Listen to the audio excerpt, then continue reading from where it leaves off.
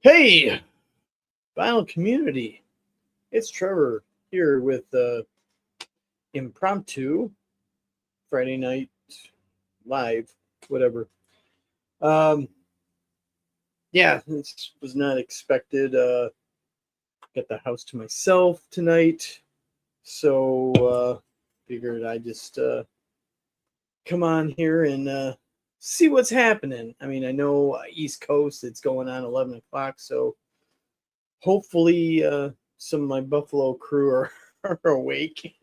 It looked like they had a good time today, at least from what I seen on Mike's videos. The Friday night cheers on the porch. So let's see here. How does this work? I'm doing all kinds of things. Okay, I'm not going to do that. So anyway, uh, so what happened?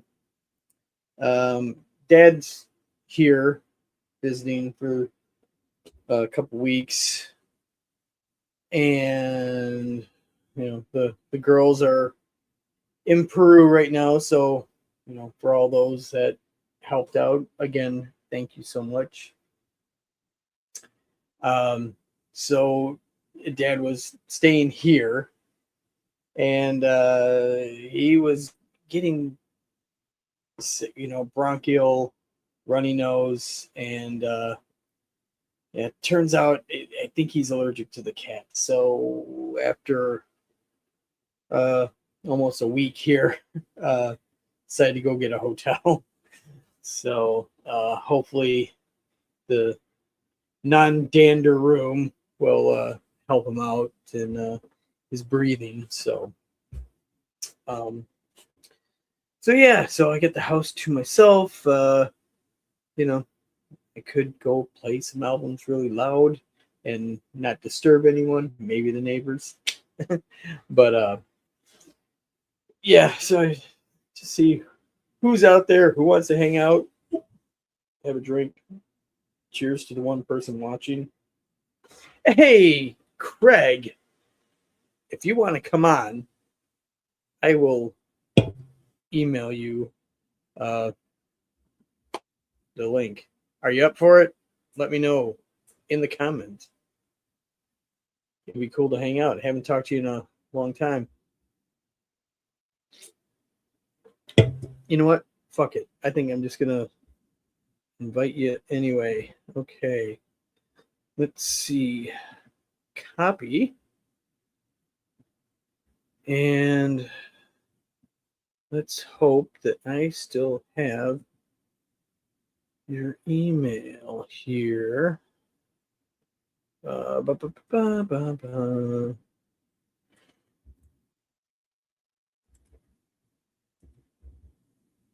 Yep, there we go.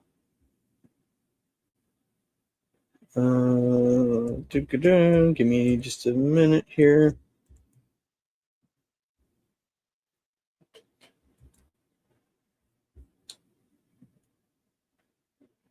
And it is sent.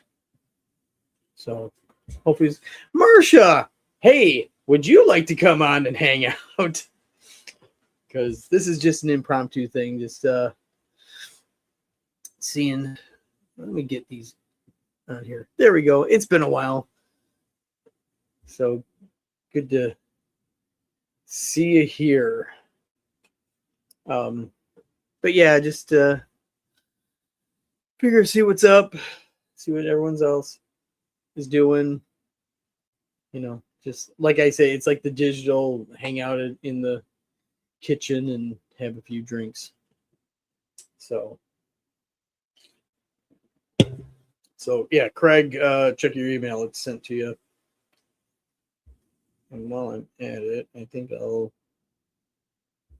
get over here.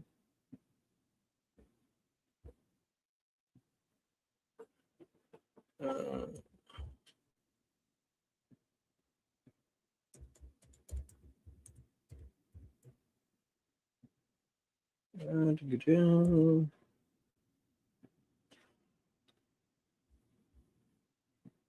And that is it. Okay. Well, stick around in the comments. I sent it to you anyway. So, but yeah, my dad went and got a hotel because he believes he's allergic to the cats. So, it's a newer place. I was reading the reviews, and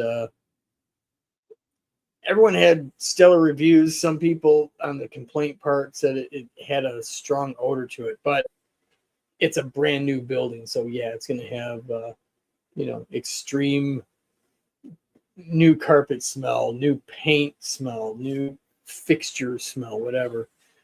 And I think the number one complaint was that, which I found strange, no ice maker. What's a hotel without an ice maker? So we have a countertop ice maker, and it is a couple years old, and it is on its last leg. So my dad actually bought a new one for us. And I'm thinking that I might unplug it, dump it, and when I go to see him tomorrow, I might just loan him that thing while he's there. I guess in the freezer they gave him some ice trays, but he was kind enough to get us a new ice maker. And it's the little pellet kind too, so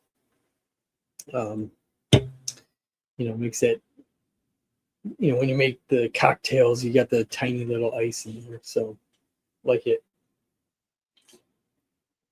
So let's see, what have I gotten recently? I got something last weekend, which will show up in my next quarterly video. Where did I put it? It is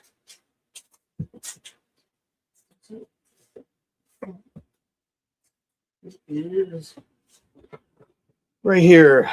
Got some from RSD Essential. Some hometown guys. It's the debut from 1996. Got Destruction by Definition, Suicide Machines. I actually saw them at a place called the Ritz in Roseville, which is kind of suburb Detroit. Saw them when they were promoting this album. Didn't know him actually, out of this lineup, I just know Jay, the singer. It's a completely different lineup, but yeah, cool punk ska. They're more on the punk side than the ska, which I appreciate because I'm not a big ska guy at all. And as a matter of fact, they are playing up in Bellingham, which I want to go, but it's too far away.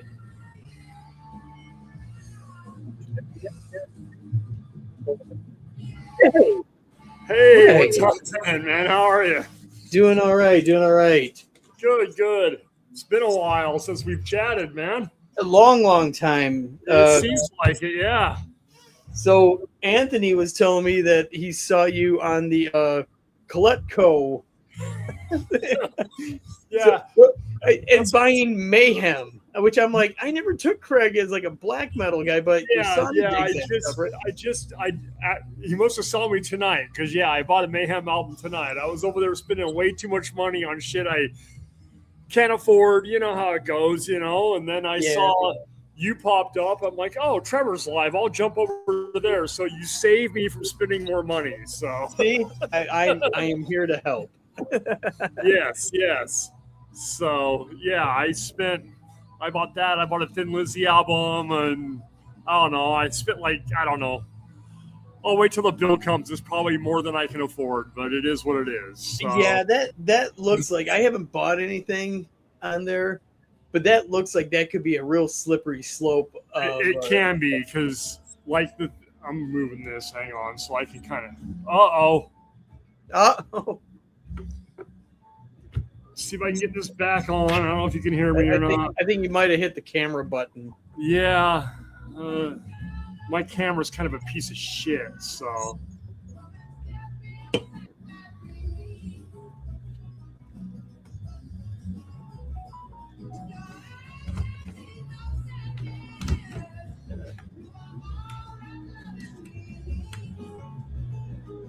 what else did I get? All right, I'll exit out and see what I can do here. I'm trying to see what my recent stuff is since my quarterly thing. Probably not much. I haven't really. Oh, he'll come back on. So, seeing what I tried to add here. Thank goodness for Discogs. Let's get Craig back on here. There All right.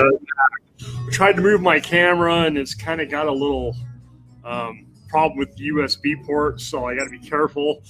Okay. I want to kind of look at you. I had that over here, and yeah, I couldn't see you, and yeah, I feel like I'm looking off to the side. You know how it goes. So yeah, I was going through see if I had anything since my quarterly video, and no, just that suicide machines I just showed.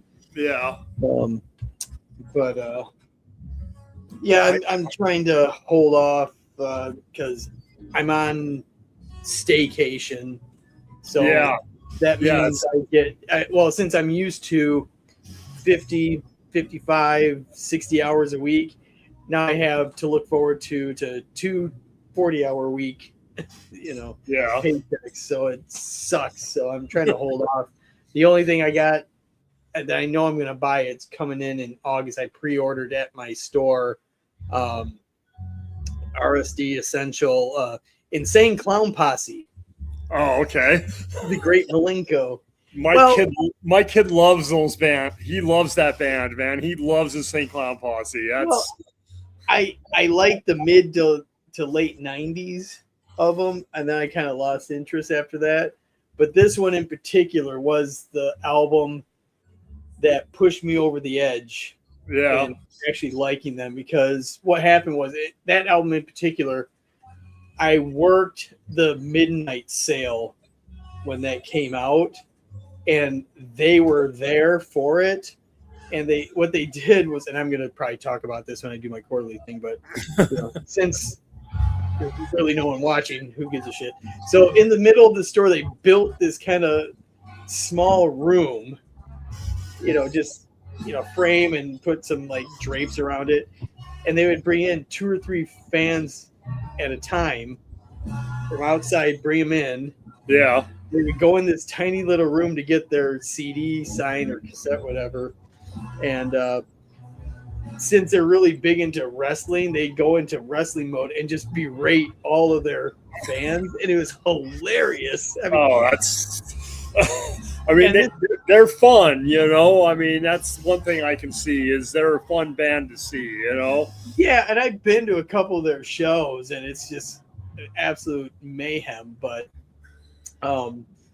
that's what won me over, and I'm like, all right, I'm not a juggalo, but I'm down with the clown, So yeah, it's just funny stuff. Really entertaining, and the guys used to come into my store all the time, obviously without makeup on them. Yeah.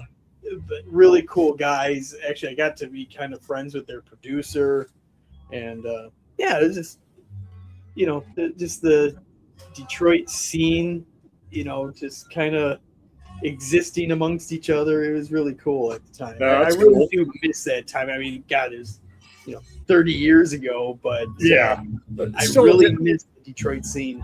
It must have been nice living in an area that had a scene like that. I mean, you're from Detroit. I mean, I grew up in Utah, and there was no scene.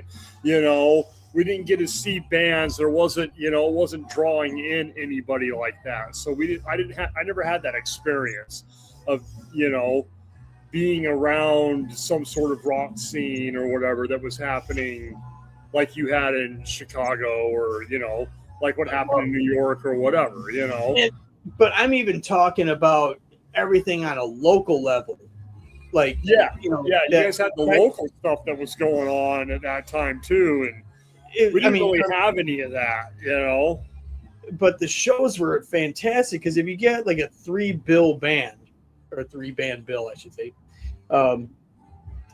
The cool thing was back at the time, it was all different kinds of bands too. Yeah. So you could have like, keep in mind, so it's mid 90s. You could have like my friend's band, I call them like, alt metal.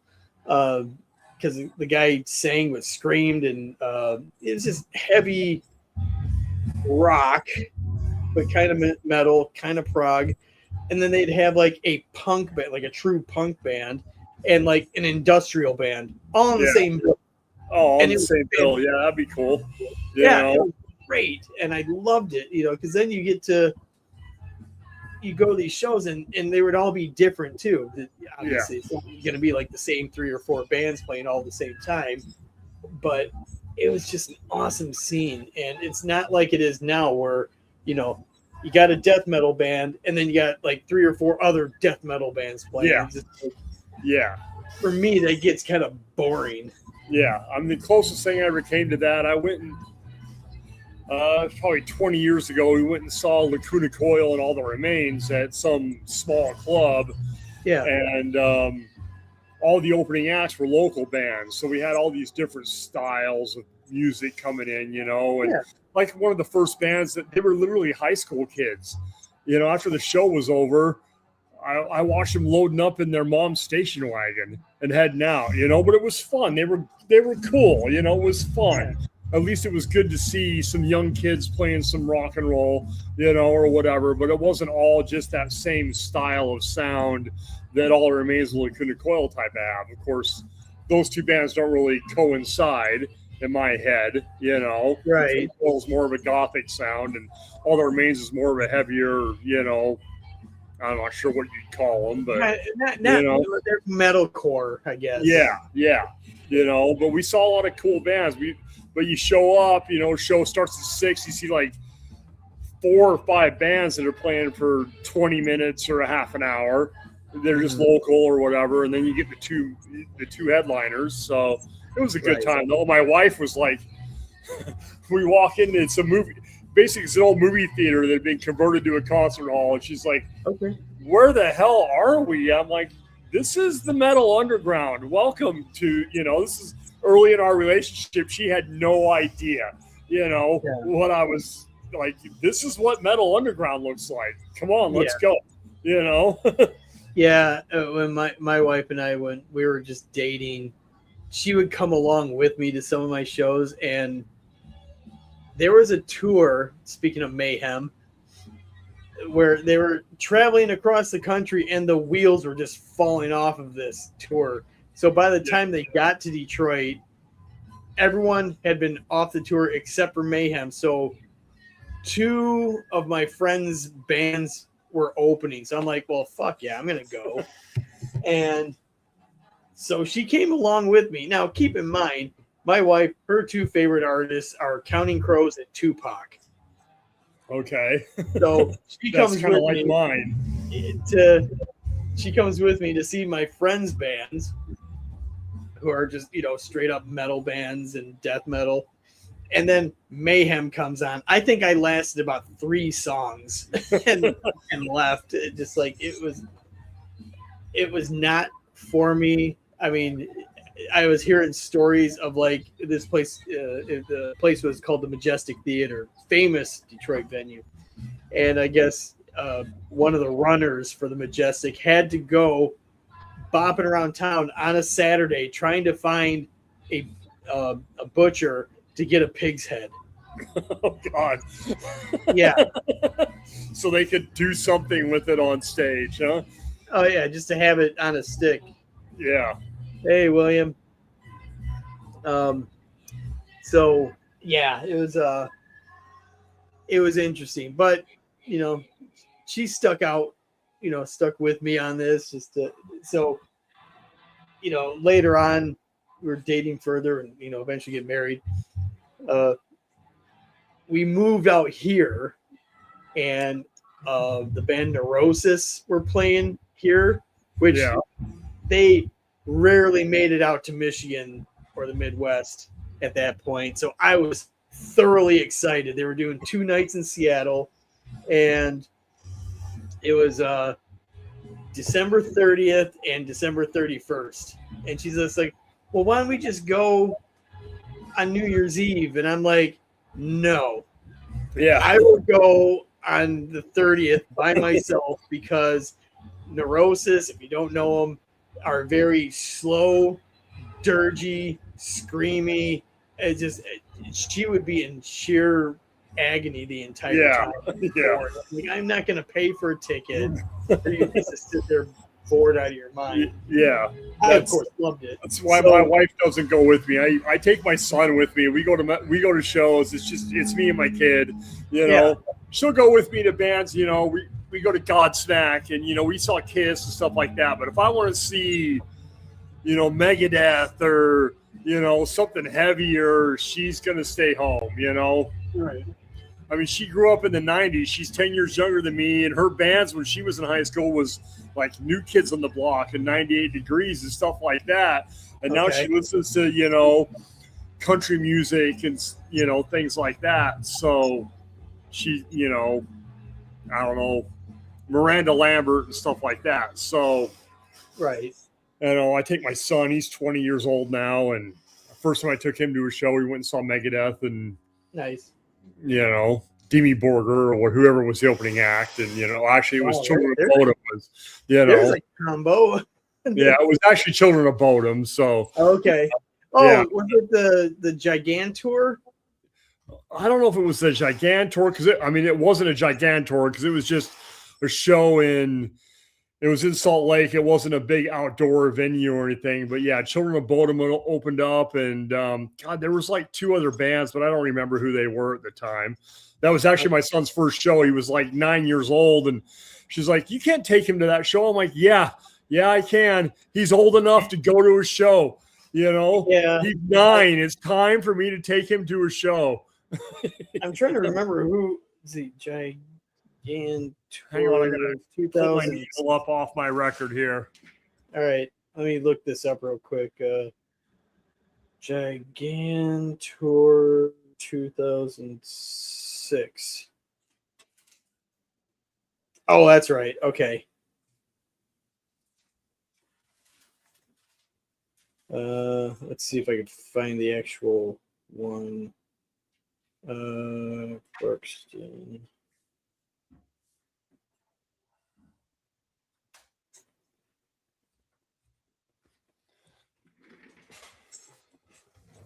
So, yeah, so this was the I don't remember Into Eternity, but so I remember Overkill. I remember seeing Arch Enemy, and we were joking about Opeth. They had a 45-minute set. We're like, they're probably going to play 4 songs. Yeah, right. It's a hell of a lineup, though. Yeah, Lamb of God, and then Megadeth. Yeah. And it was in September, I remember, and it's an outdoor theater. And I joked, I'm like, well, they probably did this on purpose so they could sell hoodies.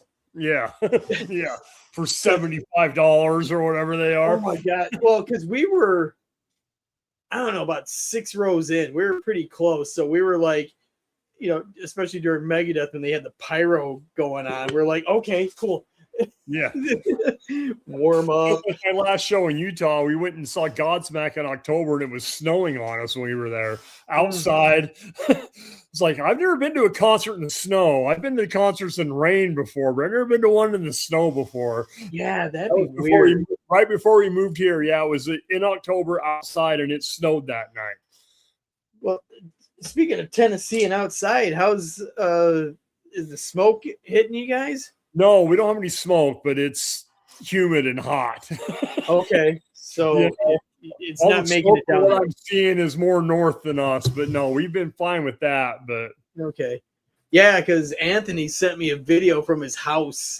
Yeah, like the fucking sky is yellow. Yeah. I can't even see the sun. Yeah, yep. When I lived in Utah, it was the same way. You know, sometimes you get the smoke from some of those fires from California or whatever, and you just be like, it's just orange out here all day long, you know? Yeah, so we would get it too. either part of Washington, Canada, and because we're about, say, 3 hours south of the Canadian border. Yeah, you're in Seattle, right? Well, I'm even further south than Seattle. Okay. I just say Seattle because no one's heard of the town. It's easier because nobody knows where Kennewick is or whatever, right? Yeah. So even as far down as we are, like, I have a white pickup truck, and there was one day, this is a couple years ago, I mean, my whole car was specked with like ash all over. Wow. And where my work is, there's like a little water channel, and then downtown Tacoma, you can see there's a hill that goes up, and you couldn't even see that. Wow. It was just all smoke. So now I'm seeing people, friends and family or Facebook groups from my hometown, and people are like complaining about, Canada and all this. I'm like, it's an annual thing here. Yeah. So it's just like, does it suck? Yeah. Can they do? I think the part that people don't get is how vast and unoccupied Canada is. Yeah. So it's really difficult to control. Just like, it's not like besides the east and west coast, it's basically wide open. The whole country's population is less than California. So what are you supposed to do? Yeah. So it's not like you could just take a bunch of fire extinguishers out there or a few fire trucks. You'd have to have a nationwide torrential downpour to tone it down. Yeah, no kidding, right? So, it's just, it seems like some of these people, this is like the first time they've dealt with it, and thinking that, figuratively and literally yelling at the clouds is going to do something. Yeah. So, you just got to ride it through. It's like a virus, it's like if you get like you just got to deal with it until it goes away. There's nothing else you can do. Yeah, I mean, obviously they're trying to do what they can do. Yeah. But like I said, it's such a vast area. I don't know if are you familiar with Daryl, the Northern Vinyl guy? Yes. Okay. Yeah. So I guess he wasn't on the live stream he does with Rob, Northern Vinyl or Northern Revolutions. Sorry, Rob. He's part of that, but he was out. Daryl was out camping, and I guess he's several hours from where he lived. He's so north that he's still north of the fires. Oh, okay. He's in a very extremely remote area, so it's just funny that he's hours and hours away from his home, and he's still not even close to being near those fires. Yeah. Daryl lives up there somewhere like far north also. I mean, it's not like he lives in the city or. Yeah, that's what I'm saying. That Daryl, yeah, Rob lives outside of Toronto. He's in the suburbs. I tried to see him when I went to Buffalo last year, but he wasn't going to be home. Yeah.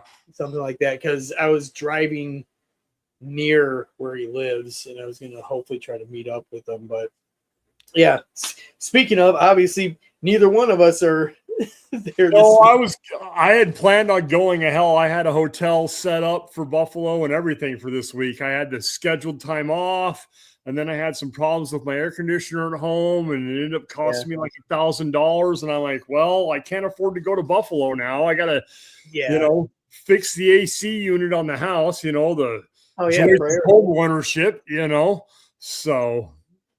So yeah, I just saw Mike put out a video, a little 3.5 minute or whatever, them sitting on the porch drinking beer today. And I wish I was there. It looks like a good time. I mean, some of my favorite people are there. Trevor's there, or I mean, not Trevor. You're right here. I'm like Gary and Steve and Mike. I mean, I love those guys. And Steve's always been just totally awesome to me, and same with Mike. I owe Mike a lot. he was one of the first guys when I started this. I just wanted to talk about records. And Oh, I yeah. didn't even know what the fuck I was doing. I'm just like, okay, I'm just going to get on YouTube and start talking about records. And Mike was the one who saw me and put it out with his thing. You know, just one day I'm looking, I'm like, hey, I got like 30 new followers. What the hell's going on? It's because Mike put me out there. Hey, check this guy out. So, you know, and then Stevie had me on when you and him were doing Sunday Night Vinyl Confessions, and you know, and Gary's always been really cool and comments and, you know, always has nice things to say. So, you know, I would love to be up there to hang out with those guys, but it's definitely a special group. I mean, I was fortunate to, you know, be at the first two. Believe me, I really wish I could be there, but you know. Well, your wife and kid are gone right now, right? They're in Thailand. Is that right? No, in Peru. Peru. That's right. That's right. It was Peru. Sorry. And, Thailand went in my head because the guy I work with just went to Thailand. So hopefully with the family and doing family things. Yeah. No, he's a single guy, but he was out diving and doing all that stuff. Okay, so he's not going to Thailand. We all harassed him the whole time about getting a lady boy and everything else. You know, everybody's commenting, you know, in the chats like, oh, what are you doing? How's Bangkok? He's like, I'm not in Bangkok. I'm at the shore over here. We're scuba diving, you know? Like, sure, way to go. Yeah. Thankfully, you know, with, you know, Wi-Fi and WhatsApp, I've been able to communicate with them, and you know, seen some pictures of you know, the towns that they've been in. Tomorrow they're off to Machu Picchu, which is like one of the 8 wonders of the world, and which I'm thoroughly jealous of. Oh, I would be too. That sounds like an awesome place. That old temple that's up there and everything. That's some awesome stuff, man. I would love to be up there. Well, actually, I've been talking to Carol and Grace every night, and they're well. When I talked to them about an hour ago, they're like, taking a shower, going to bed because we got to be up. We got to be in the lobby at 6 a.m. and you know, they actually got to be backpacking right now. The next few stops, they can't bring their luggage, and my wife is smart enough. She packed light. Everything was carry-on. She did not want to check bags, especially since to get down there they had to fly from Seattle to Dallas to Miami to Peru. Jesus. So this is like a nightmare. Well, she's thinking ahead, you know, with a checked bag, that many layovers, there's that much more chance of them fucking up and losing luggage. So they're like, all right, we are packing the absolute essentials. And, you know, also, you know, kind of like us guys, we can make like a pair of, you know, shorts or jeans last a couple days before. Yeah. Last year when we went back to Utah to visit family and stuff, I had one like medium-sized bag for the whole week. My wife had a full bag and another bag, and I'm like, good Lord. Mm-hmm. Yeah, we can just roll our stuff up and shove it in there. Wear the same pair of shorts for 3 days in a row. Yeah, just or if you want it, you know, hang them up, or if you got a bottle of, you know, spray of some sort, like, you know. I'm going to be there for a week. I need 3 pairs of clothes. I need 3 pairs of pants and like 6 shirts. I'm good. Yeah, as long as it's like nothing, you know, like a sauce spilled on them or something. Yeah, and I got nothing fancy to go to or anything else. So exactly.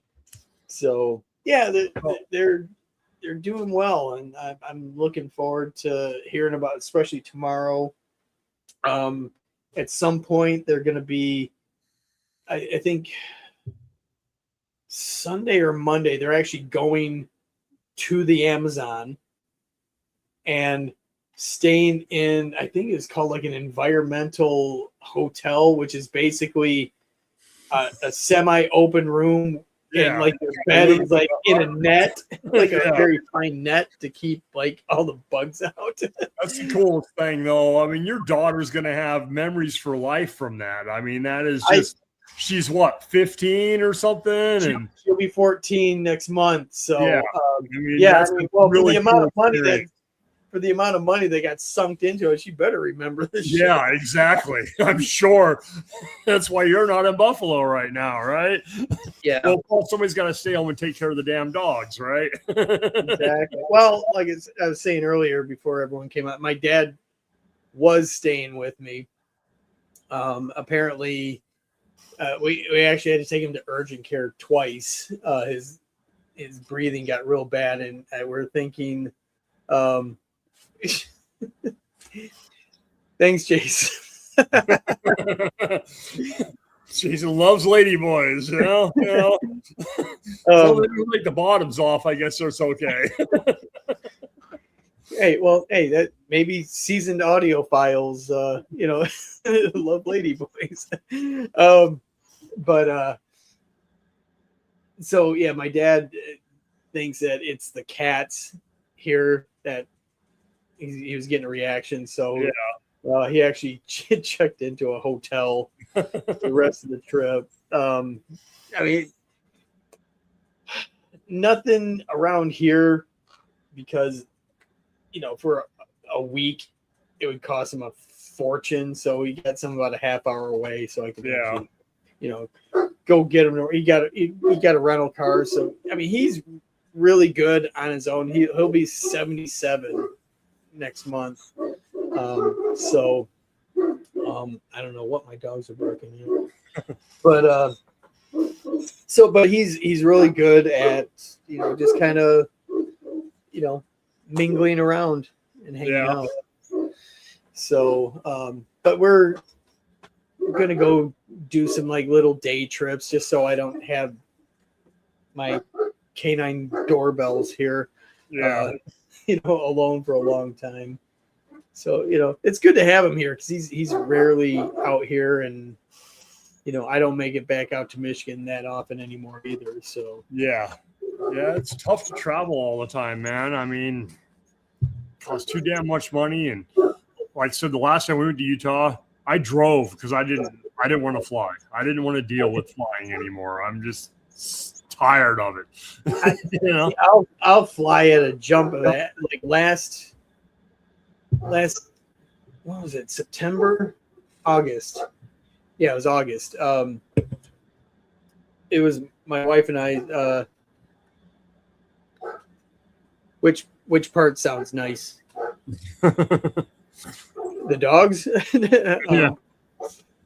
No. So for my wife and I, our 15-year wedding anniversary, I booked us a trip to Coeur d'Alene, Idaho. Oh, okay. It's beautiful up there. Absolutely gorgeous. Absolutely gorgeous, man. I love that area of the country. I've been up there multiple times just driving through or whatever, but yeah, it's cool having him here. Hopefully this first night of the hotel will get rid of his whatever he's got going on, the dander stuff. But so I booked this trip to Coeur d'Alene, which is driving from here about 5 hours. Yeah. So round trip 10 hours. And I'm the type of guy that I will buy time. So I booked a flight from Seattle to Spokane, which is an hour. Yeah. And then drove the hour to Coeur d'Alene and yeah. And I mean, it was like in total round trip, just for the flights, about $400. Yeah, so, we could have flown last summer, but by the time you fly, then you got to rent a car because I don't want to have my brother-in-law or my mom or whatever be like, oh, I got to use their car, and it's like we'll just drive there. I can be there in 2 days. I'm a truck driver for a living.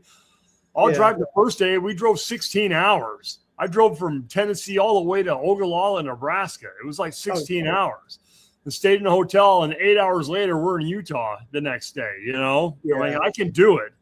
So, but yeah, if you fly, you got to rent a car or borrow a car, or get rides, then you're worried about somebody else. And, Yeah. I'm kind of used to it because when I fly home, I usually stay at my wife's, or at my in-laws, I should say. And they usually have an extra car that I can use. Yeah. I don't mind renting a car either. I mean, I wouldn't have a problem with that either. My brother-in-law's got an extra car I could use when I got there. It's just I'm like, yeah, I don't like flying. I don't like waiting in line for security, and it's just my personality, I guess. I don't know. I get it. Yeah. Luckily with my job, I'm already qualified for pre-check, so I just signed up for it. Yeah, you've got because of what you haul, you have all that. Yeah, all the TSA stuff. So, yeah. So yeah, and nowadays, because people like got tipped on it, and they're just paying the money for the pre-check, so the lines are almost as long. Almost as long. You're like, well, if everybody has pre-check, what are we doing TSA for at all? What's the point of any of it? I get it, but yeah, it's a pain, but whatever. When I've said in the past, like, oh yeah, I'm gonna take a trip home back to Michigan, and people ask me, are you driving? I'm like, hell no. It's a long way from there to Michigan, especially across, what is it, I-90 up there? You got to go across to get to Michigan. Yeah. Wide open nothingness for freaking days at a time. I think if we did it nonstop, it would take us about 3 days. Yeah. Just one way. Yeah. And I'm like, what am I supposed to show up, say hi to everyone, and then go back? Turn around and go back. You drive through nothingness. You're like, oh, look, it's Fargo. Well, I don't think we hit Fargo because we took 90 just to move here. We did make a couple of stops. One being a bucket list thing for me when we were going through Wyoming. I did get to see Devil's Tower. Okay, cool. I've been to Wyoming probably 100 times. I've never seen Devil's Tower. Okay.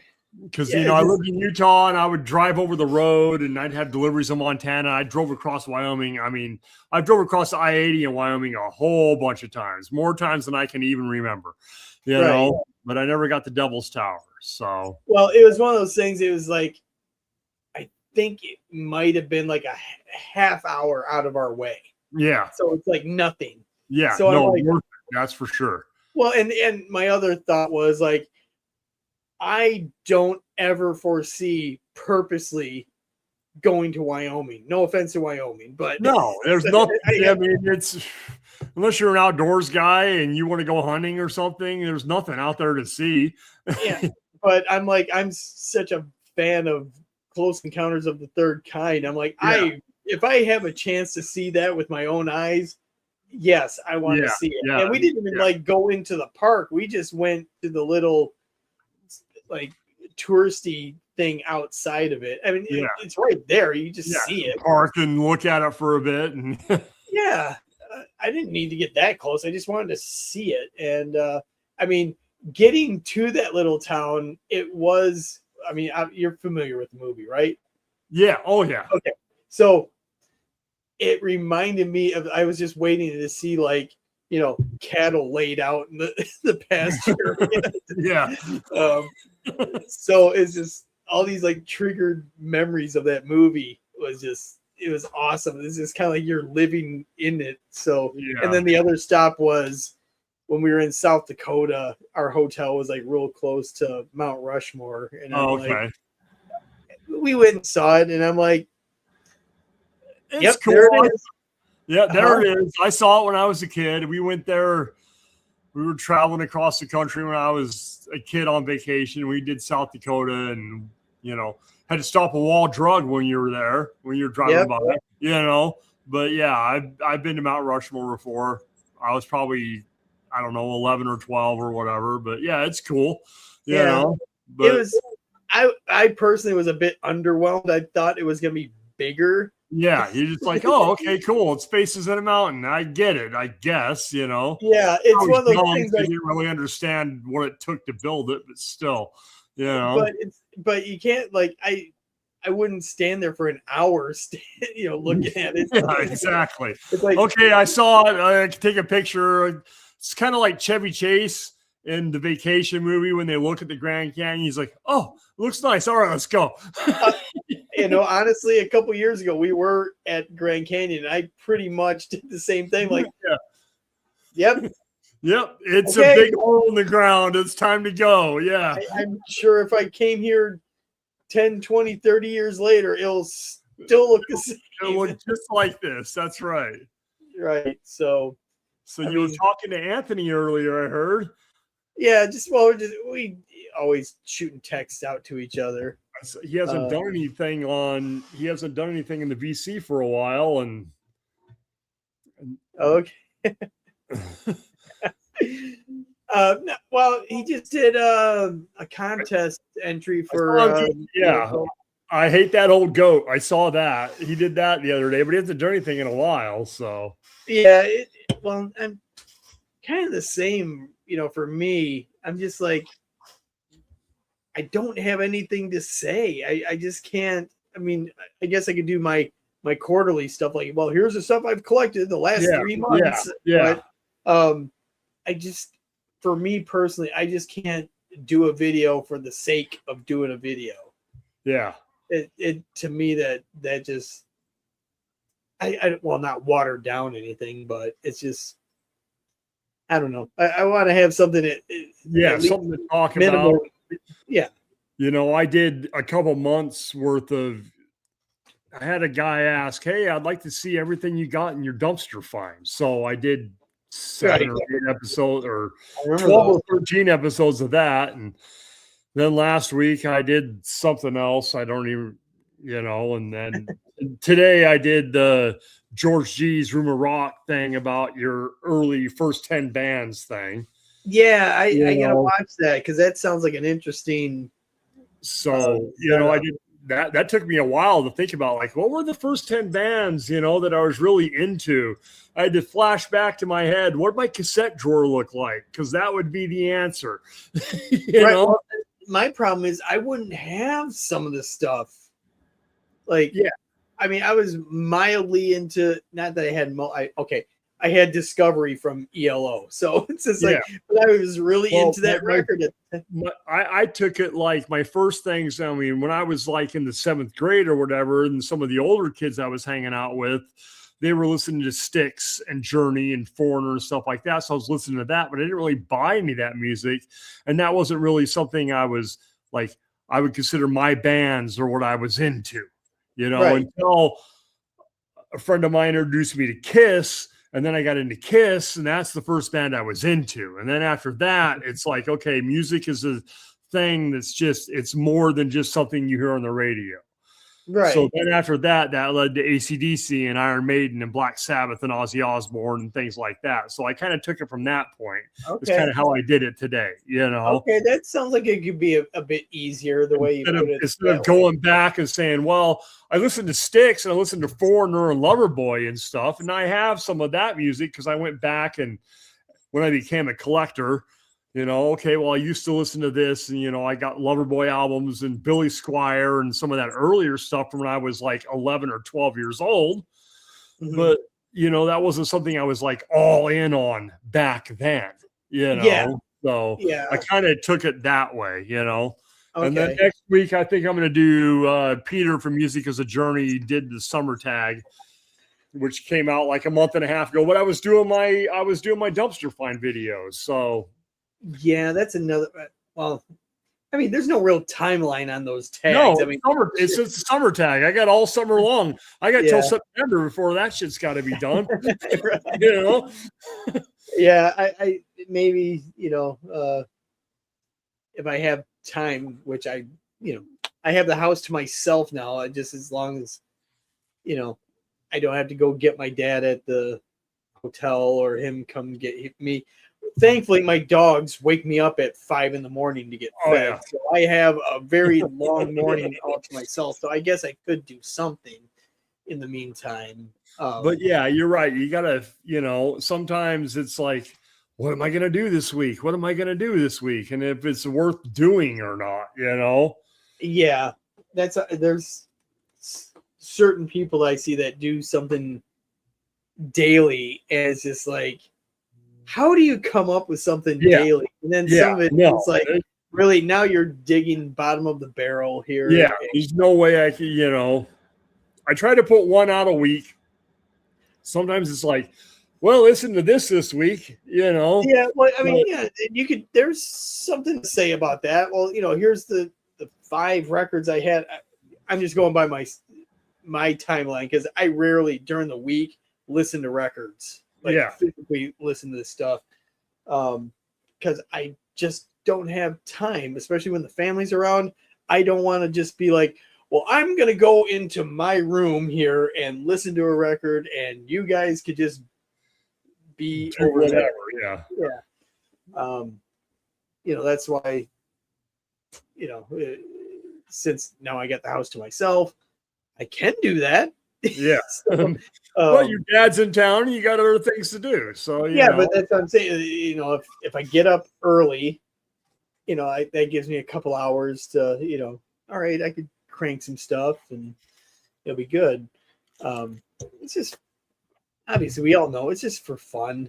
You know? Exactly. And once it, if it's not fun or if you're thinking too hard on it or whatever, it's not worth doing. If you're worried about it, it's not worth doing. It's just YouTube.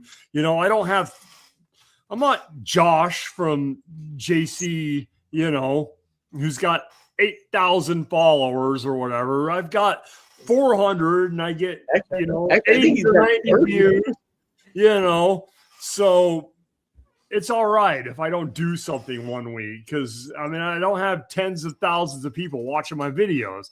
I've got 70 or 80 guys watching my videos.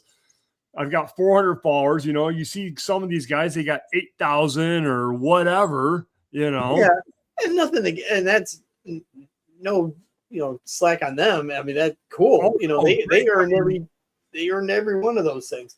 Yeah. I just, and then I see people like, oh, I skipped a week. I'm sorry.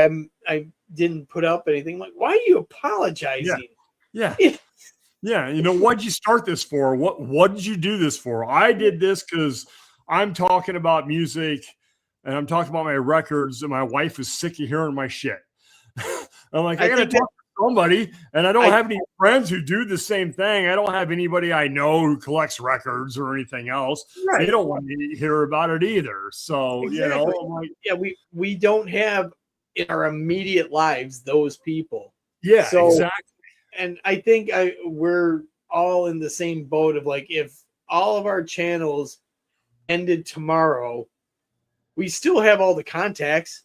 Yeah. We all made friends.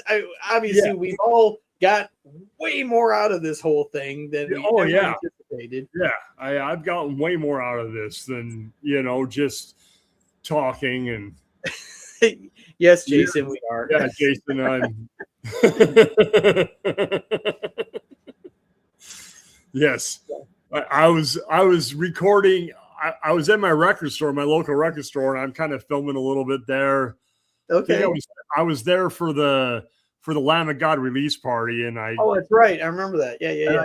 And I don't know if you remember, but I kind of filming the guy who owns the record store. And he's like, I don't really want to film. I'm like, my tens of followers right. don't really care if you're on here or not. We're not talking about you going viral. My tens of followers are not going to be a problem. Yeah. I was hoping to do something with the owner of Atomic Genius, my local store. And she's just like, yeah, I'm not really that good on camera. I'm like, well, you could just pretend you're just talking to me and there's just happen to be a phone right there. Yeah, you're just talking to me. If she's uncomfortable, I'm not going to, say, all right, whatever. Yeah. But I was kind of hoping to do, hey, what's coming out this week? I like show up on Wednesday or Thursday, like, what's new, Yeah.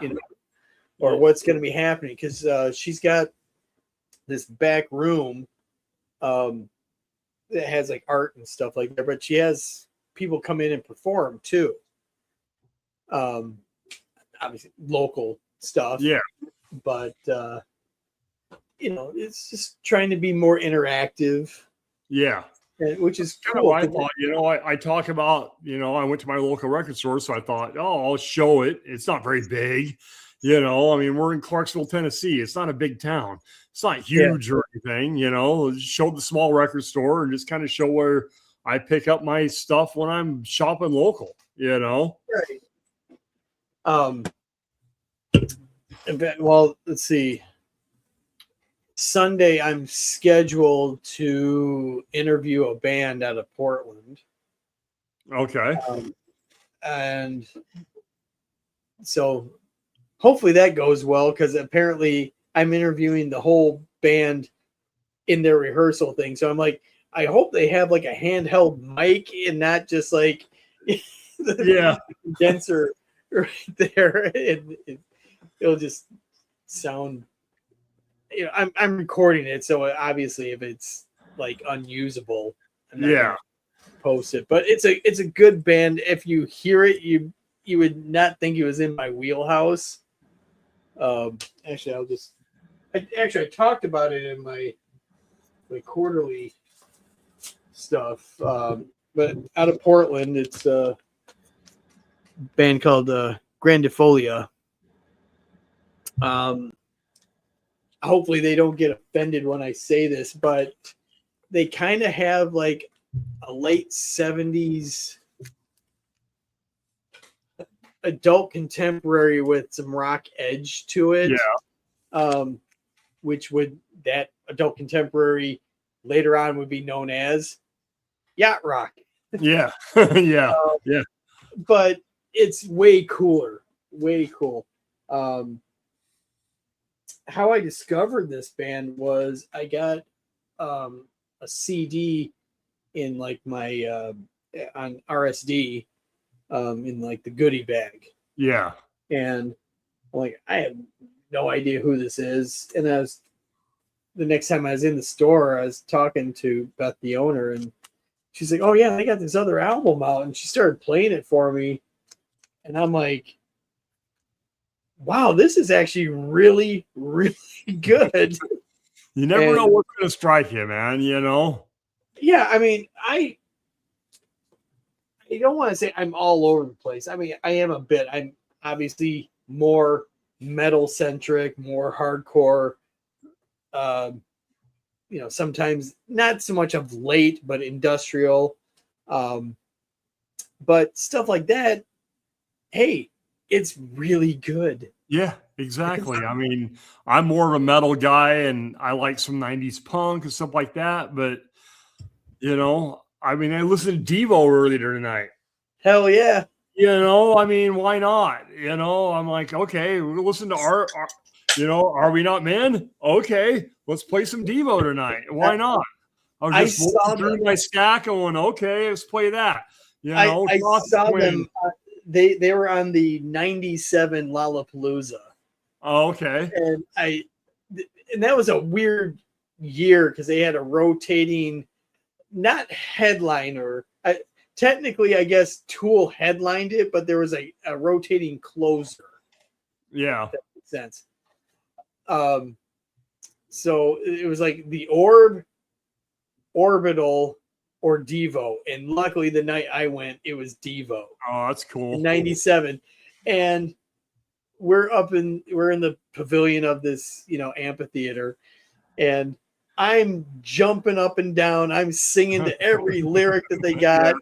And these girls, because I'm in my mid-20s at the time, these girls that are like in high school, they're like turning around looking at me. It's like, how many times have you seen this band? I'm like, this is my first time, but I've been listening to them for the last 20 years. Yeah. So, yeah, no kidding, huh?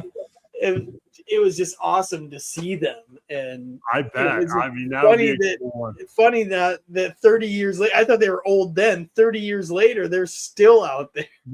Yeah, they're still doing it, you know. Killing it. And I really want to go because they're with the B-52s, which I think would be really cool. Yeah, if that came close to me, I'd definitely go see that. Devo and the B-52s. Why not? Yeah. You know, it's going to be a good show. I think when they come here, it's like, as always, all the shows I want to see are in the middle of the week. Oh, of course, you know, yeah. Now you got to take a day off and got to decide if it's worth it or not. Yeah. Every single time, man. I'll do, especially if it's a Friday, I will still take the day off. Because I mean, you've worked early hours. Oh yeah, I'm up at 3:00 in the morning every day. Okay. Yeah, I'm up at 2, so you understand. Yeah.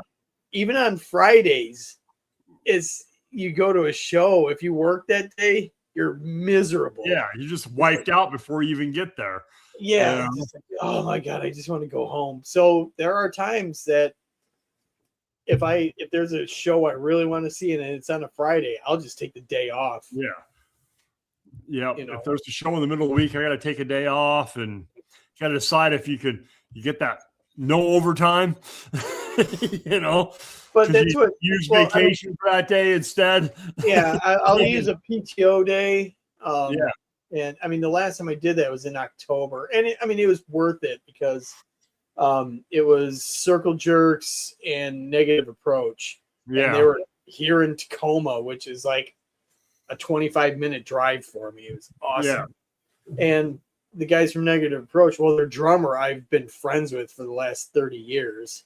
So I get up there early and, you know, just they're getting shit out of the van. So I just, you know, go into my old mode of when my friends were playing, just start grabbing equipment, taking it in. Them out. Yeah, that sounds cool. Yeah. And then, you know, just sitting around. You know, keep in mind, Negative Approach, the original band, were like from like 81 to 82. And the singer's the only original member. And I've hung out with these guys, you know, at least a half dozen times. And the last time it was really special because we were the last 2 times, we're just talking.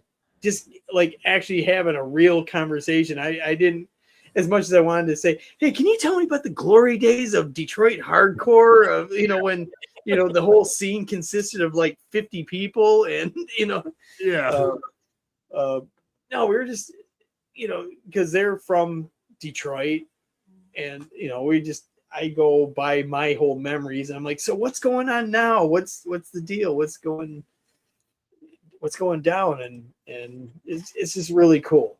Yeah, that's cool. You just got to kind of hang out with buddies and what they're doing or, you know, what the life is like for them. You can just get to be a normal person. I'm sure they enjoy that too. Yeah. It's normal conversations with somebody rather than. But, you know, it's just weird. So I look at this classic record and I'm like, you know, I'm having a conversation with this dude here. Yeah. Way back when. And it blows my mind sometimes, you know, when that happens. So yeah, it's all a good time. What the fuck's that? Fell out. What is this? Something new. It's just download code that I didn't even realize. I mean, I have Apple Music, so download codes are like, oh, this is still in here. Yeah, I just keep it. I just keep it in there for funsies. Yep. So now, what venues are near you? Well, I live in Clarksville. And we don't really have, you know, there's a casino that's close by that has a small venue. I saw Loverboy there last year. Okay. But in Nashville, there's a bunch of venues in Nashville. Oh yeah. You know, I mean, we have the hockey arena where the Predators play. I saw a couple of shows there. We have something called the Brooklyn Bowl. I've heard of that. And there's multiple Brooklyn Bowls. There's one there's one in Vegas, and there's one in Nashville, and I saw Static X there and stuff like that. And there's some other smaller type club type places. I'm trying to remember the show me and my son went to and where that was at. But so I've been to a couple of those, but most of what I've been to the hockey arena a couple of times. That's where we saw Pantera. I've seen Megadeth there, and with Lamb of God opening and things like that. And we've been to Brooklyn Bowl a couple of times. But overall, that's pretty much. God, I can't remember the other one. It was just kind of a small place off to the side, you know. But yeah, there's a lot of cool places. I've been to the Ryman, which is famous. Yeah, I saw Wasp at the Ryman a couple years ago, which was really cool. The Ryman's a cool place because it's old. It's been there forever, since like the 20s or something, and it sounds excellent. You know, it's still old, and the seats are like these long benches, like church pews. Okay. What it's like. You're sitting in like these church pews, but here's your number. You're sitting in row F, seat 1 or whatever, you know. But it sounds excellent. It sounded great. And they were awesome. Wasp was awesome, you know. So I've been there. So, yeah. And then in Franklin, there's an amphitheater. And my wife went out there and saw Miranda Lambert. She said that was a good show. I haven't been there myself. So there's a lot of places. There's the bigger arenas and the smaller clubs and stuff like that. So right. So Franklin, if memory serves, that's like in between Nashville and Columbia. Yeah, kind of. It's a little bit south of Nashville. I mean, from here, I'd have to drive through Nashville and go south, but not too far. I mean, it's not that big of a deal, but yeah. Okay. Yeah, because I think the only places I've seen shows in Tennessee, well, actually both in Nashville, whatever the old arena was, I don't even know if it's still there. This is in 1991, early 91. I went up there. My dad lived south because he worked for Saturn down there. Okay. When Saturn was still around. Yeah. And I went up there just to try to. This is when I was an autograph hound. I went up there to try to get autographs for AC/DC. They're on the Razor's Edge tour. And this is when I had not just hair, but long hair at the time. Yeah. Leather jacket. I'm just wandering around Nashville, and this guy is just like, "Hey, are you going to AC/DC tonight?" And I'm like, "Nah, I don't have a ticket." He's just like, "Well, I got an extra." It's like, I think he charged me like $10 for it, floor seat. Yeah. And it was supposed to be festival seating, which is no seats, right? Yeah, just a GA thing, yeah. Well, apparently it was 2 nights before. I forgot what town it was, but like 2 fans got crushed to death. That I know that show because I was at that show. Oh, really? Okay. That was in Salt Lake. When the fans got crushed in the AC/DC show, I was at that show. That happened in Salt Lake. Okay. And we had 2 people killed and like 7 people injured. Yeah, I was there when that happened. Yeah. So they put in seats, but it was still general admission. Yeah. So I ended up second row center.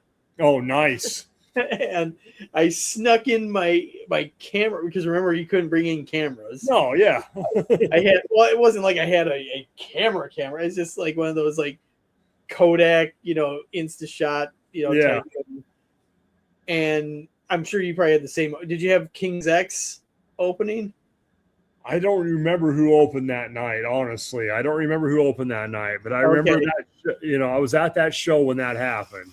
Okay. That was in Salt Lake, yeah. So I'm watching King's X on the, what was it, Faith, Love, whatever. Their big record.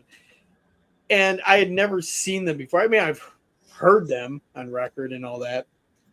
Those guys, 3 guys, Yeah. 3-part harmony on point. Oh yeah, they're a great band. Oh my God, I was floored. And then of course AC/DC comes on, and it was fantastic. So I forget what. I'm sorry. Was that an old hockey arena? Was it a hockey so. arena? It was an old arena. Yeah, it's called the Nashville Municipal Auditorium. Okay, yeah. And it's downtown in Nashville, and it used to be a hockey arena back in the 60s or whatever. And I saw Megadeth there last year, and I'm like, this thing's been here. It was built in like 1964 or something like that. Yeah, and it was a hockey arena at one time. Yeah, it looks like they hadn't changed a seat in there. No, and now that place downstairs has it's called the Nashville Musicians Hall of Fame. It's a museum down below. And I've been to that museum, and it's awesome. Okay. It is so cool. It's underneath. It's in the basement down there or whatever. Because literally I went to that concert, and then the next week my friends came to town from Utah, and they wanted to go to Nashville, and I was in Nashville the following weekend. I'm like, I've been in Nashville. Like, I never go to Nashville. It's a freaking nightmare, you know? I don't want to go to Nashville if I don't have to, right? Okay. I'm there like 3 weekends in a row because I have a concert and I have this, and then they're in town, and I'm in the same arena that I was at like a week before to see this museum. Yeah. But the museum's excellent. I mean, it's just got cool stuff. It's all about these Nashville songwriters and different things, but they also got like, here's Jimi Hendrix's stage clothes from Monterey and things like that. And the coolest thing is they had the Rolling Stones, their portable studio, the bus. You've heard about the Rolling Stones studio, right? Yeah. They had that portable studio back in the mobile studio. That's in there. And I'm standing there in this bus going, Mick Jagger stood here. You know how many people have stood here and recorded music right where I'm standing? It was the coolest thing ever, man. I was like, this is so awesome. I'm standing in the same spot their greatness happened, you know? So it is a mind fuck when you realize where you're standing and what has what has occurred here. I have records at home that say recorded in the Rolling Stones mobile studio. That's this bus I'm standing in. You know, I'm trying to find it. I know I've shown this picture 100 times. Let's see. Get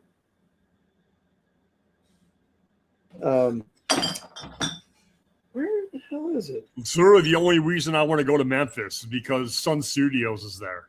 Yeah. I mean, one day we're going to hit Memphis. I mean, Memphis in Tennessee, Memphis is kind of a shithole. You know, it's scary and it's violent, and that's where all the crime is. But I want to go there. I don't care about Elvis. I don't care about Graceland, but I want to go to Sun Studios because I want to stand in the spot that Elvis recorded music at. I want to be in that studio. Absolutely. That's why I want to be there. Okay. Well, this isn't exactly the same picture I was thinking of, but okay. Cliff Burton. Yes. I have stood where he is standing right there. Yeah. Place called Pine Knob Music Theater in my hometown of Clarkston. And that's where our high school did our graduation ceremonies. Yeah.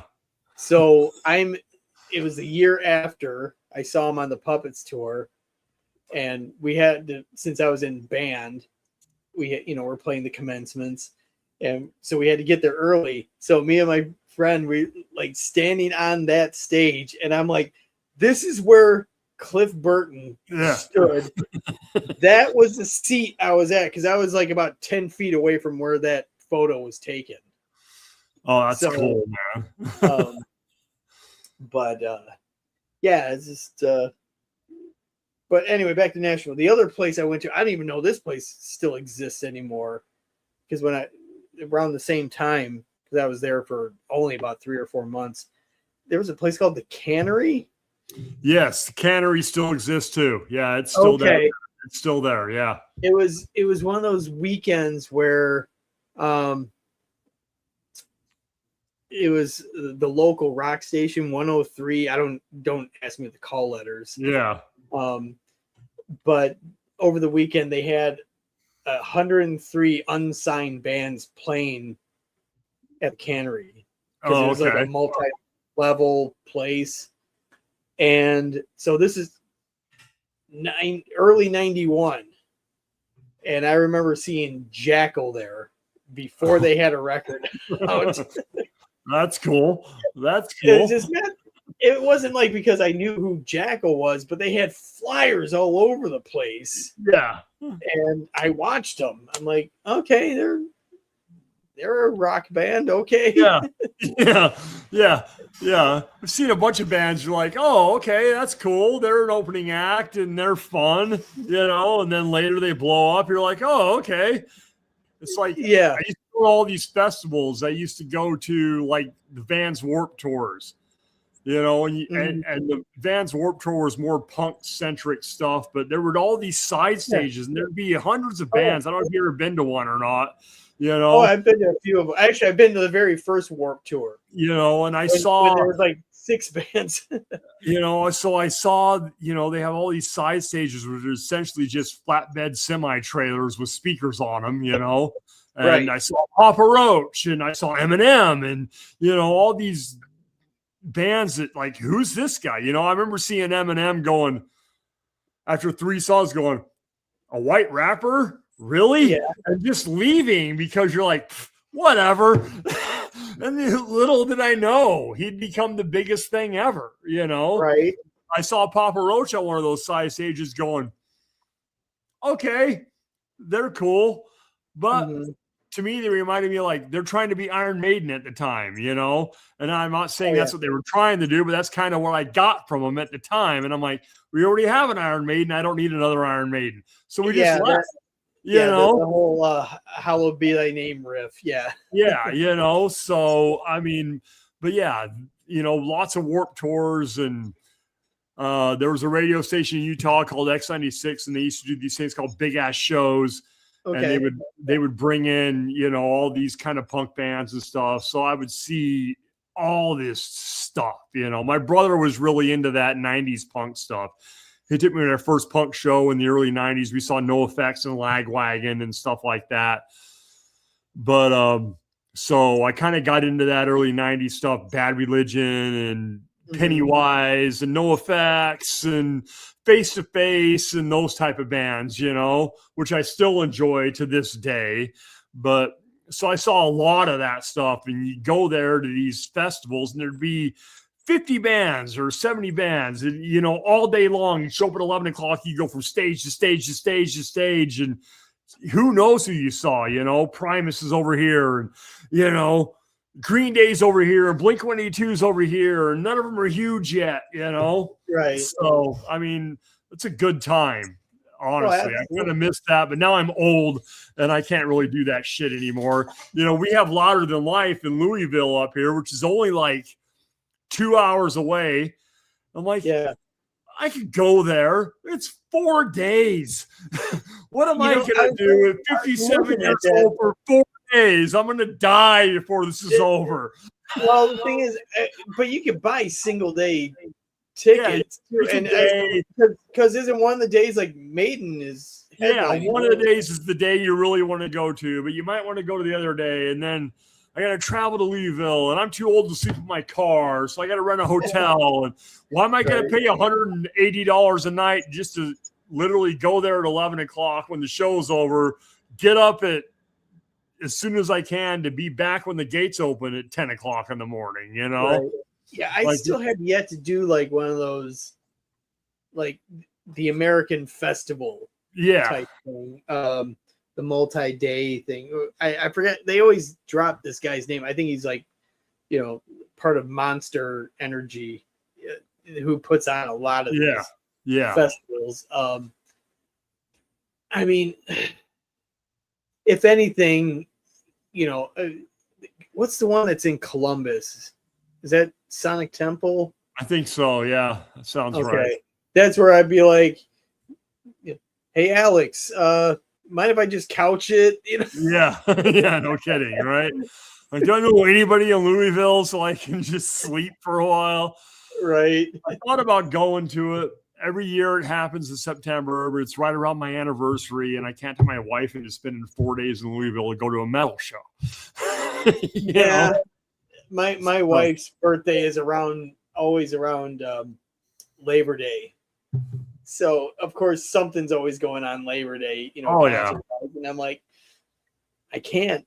I did that once a couple years ago, and I caught so much shit for that. It was the Metallica weekend thing too. Oh man, my wife still gives me shit. It was our like 4th or 5th wedding anniversary, and Kiss was in town, so like we got to go see Kiss. So I took her to see Kiss, and she was just like, "This is what we're doing." I'm like, "Yes, this is what we're doing." I don't, it's our anniversary. I get it, but Kiss is in town.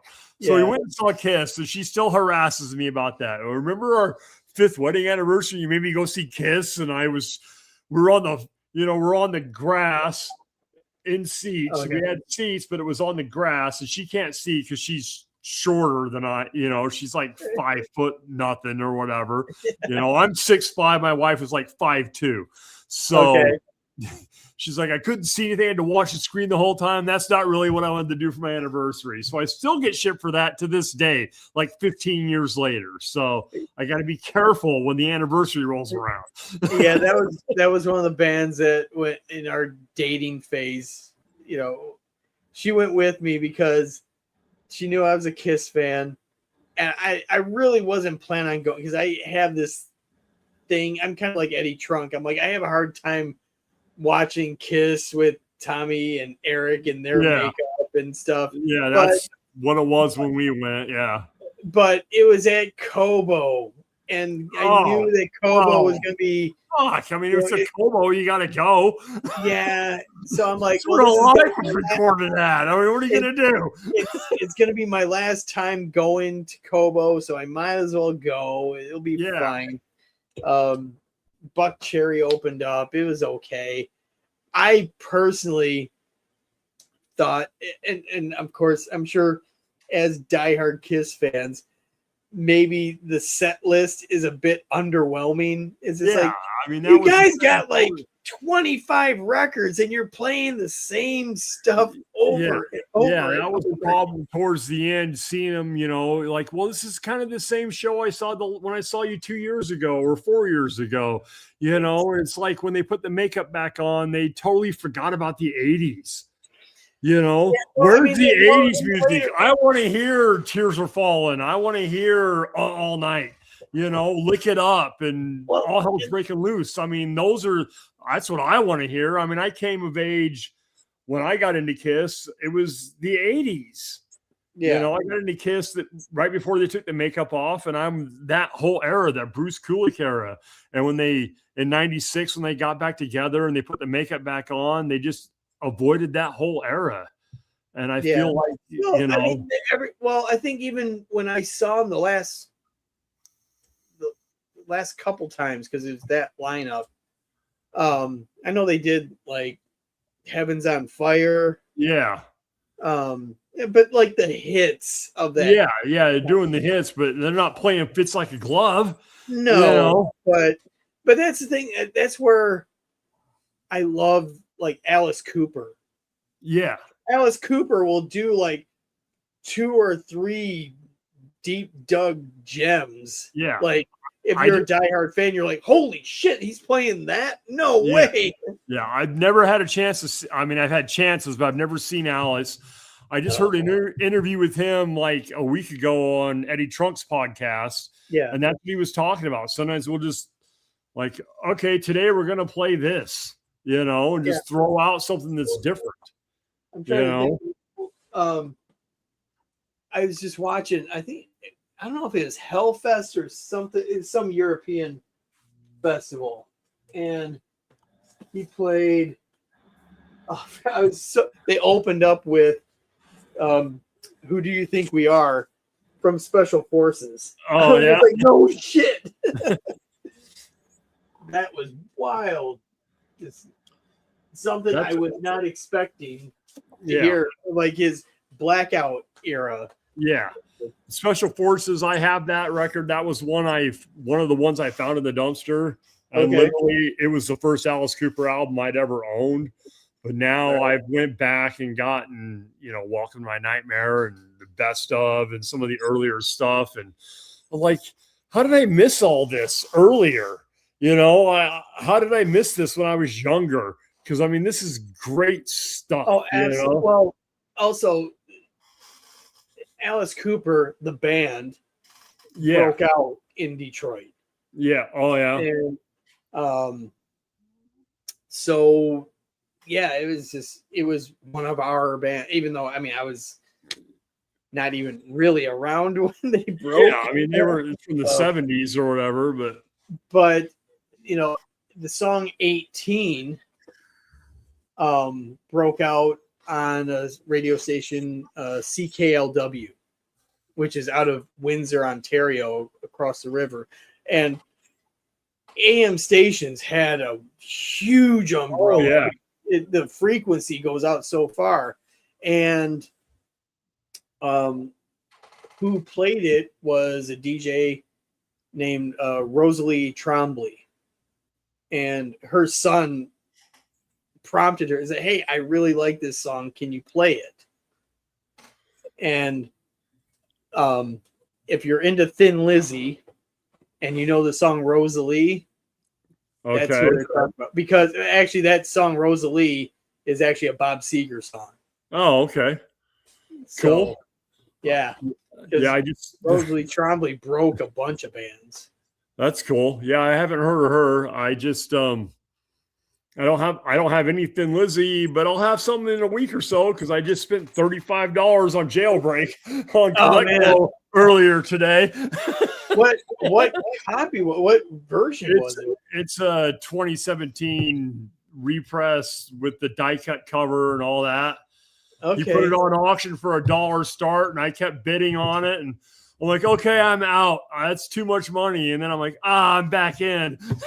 And I spent too much money on it, but whatever, it was $35. I don't know how much it was used. I want to say it was like about 27. Yeah, it's hard to find. I mean, I never see it. It's the Vinyl Me Please version. Okay, I think that's the one I picked up today. And has it got a die cut cover there on the front of it? Yeah, it's die cut. Okay, yeah, it's the same one I picked up earlier today. It cost me $35. And it's a beautiful orange. Yeah, that's the one I picked up today. And it's got I guess for your coloring pleasure, you can take like an Aerosmith Draw the Line cover or something. Yeah. But yeah, it's really good. Actually, it's the only Thin Lizzy I own. Everything else I ever had was I had Black Rose on CD and like a Swedish best of. Oh, okay. So if you look in the liner notes, you can't read any of it. Yeah. But it's really good. So yeah, Thin Lizzy is one of those bands that's just like I really want to get into the catalog. Yeah. Because there's a lot of bands that are kind of like Anthony or Chris Mann, like the greatest hits. That's all I need. Yeah. But I think Thin Lizzy is one of those bands that I think I really need to get into the catalog of it all. Yeah, that's what happens. Sometimes I'll find something. Thank you. And then there's a bunch of old guys the shit, dude. So yeah, we're just talking shit. That's it. We're not doing much of anything else. We're not even showing records. Yeah. Well, I just did, but well, yeah. I mean, mine are clear over there. I'm sitting at my desk, and my records are too far away to just turn around and grab. So no, but a concert Butterworth. This is what I call. I invite my friends to come over, and we're sitting in the kitchen having a few beers. Yeah, and that's pretty much it. It's nothing scheduled, no, all right, this is what we're going to be talking about. This is totally just us hanging out, man. Two guys in the VC who are just bullshitting, and that's it, you know? So yeah, that's what happens with me. I'll find it, you know, I'll get something and I'm like, okay, this is the first time I picked up whatever it is, you know. I remember the first time I picked up a Deep Purple album, and I showed it on one of my episodes, and Steve over there at AS Morales is like, that's your first Deep Purple album? Well, shit, you got to have more than that. And he sends me, you know, Perfect Strangers or whatever, just like, here, I got to send you some stuff, you know. So I'm like, okay, there's more Deep Purple. All right. There's, you know, of course I'm aware of Deep Purple. I just never owned any of their music before, you know? Yeah. And it's the same thing with certain things. They come in and I'm like, I'll just buy it. Like I bought an Emerson, Lake and Palmer album. I bought their debut album. It was like $4, you know, and I listened to it. I'm like, this is really good, you know, not necessarily my style normally, but this is really good stuff. And then I'm at another thrift store. I'm like, well, here's Brain Salad Surgery.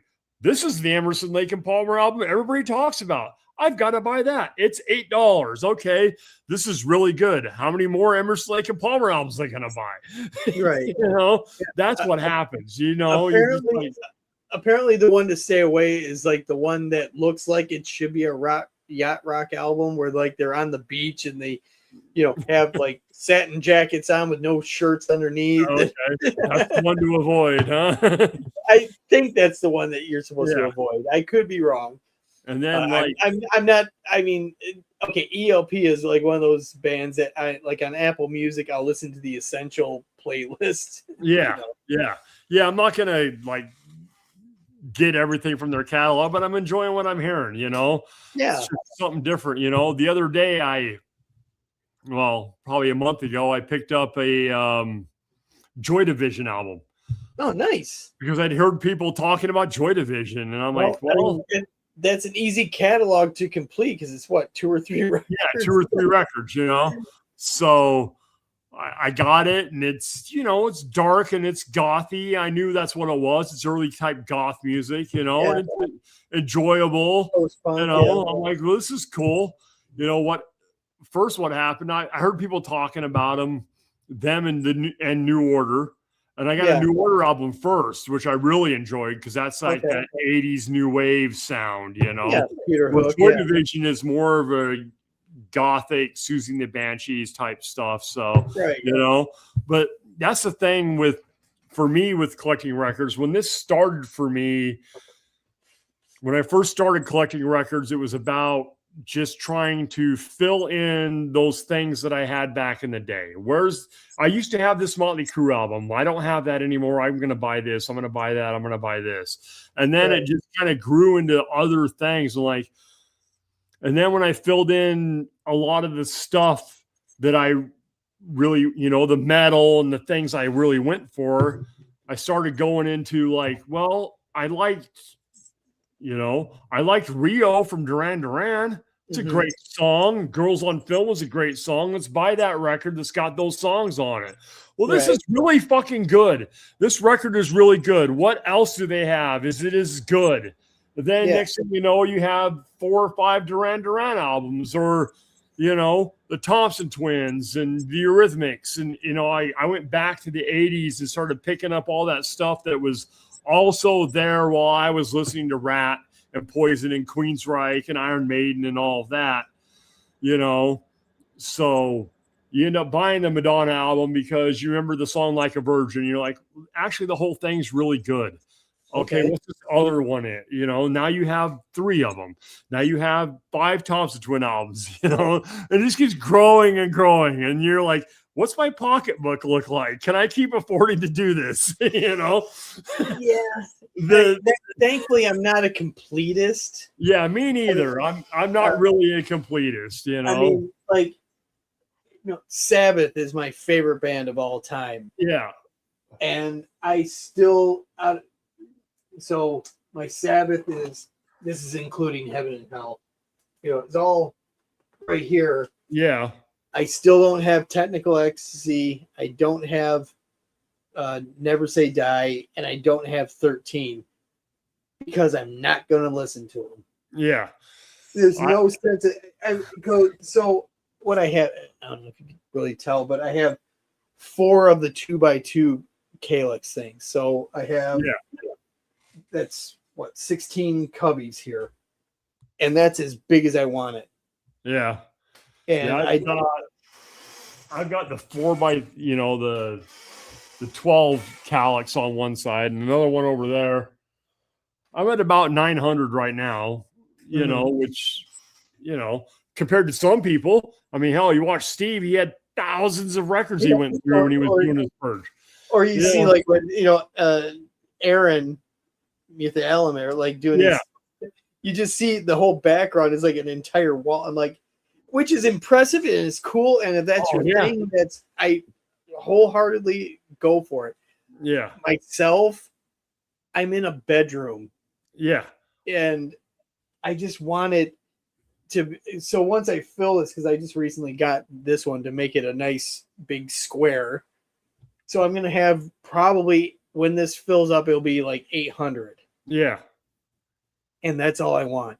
Yeah. So when I want more, I got to go through. I'm like, okay, what am I not listening to? Yeah.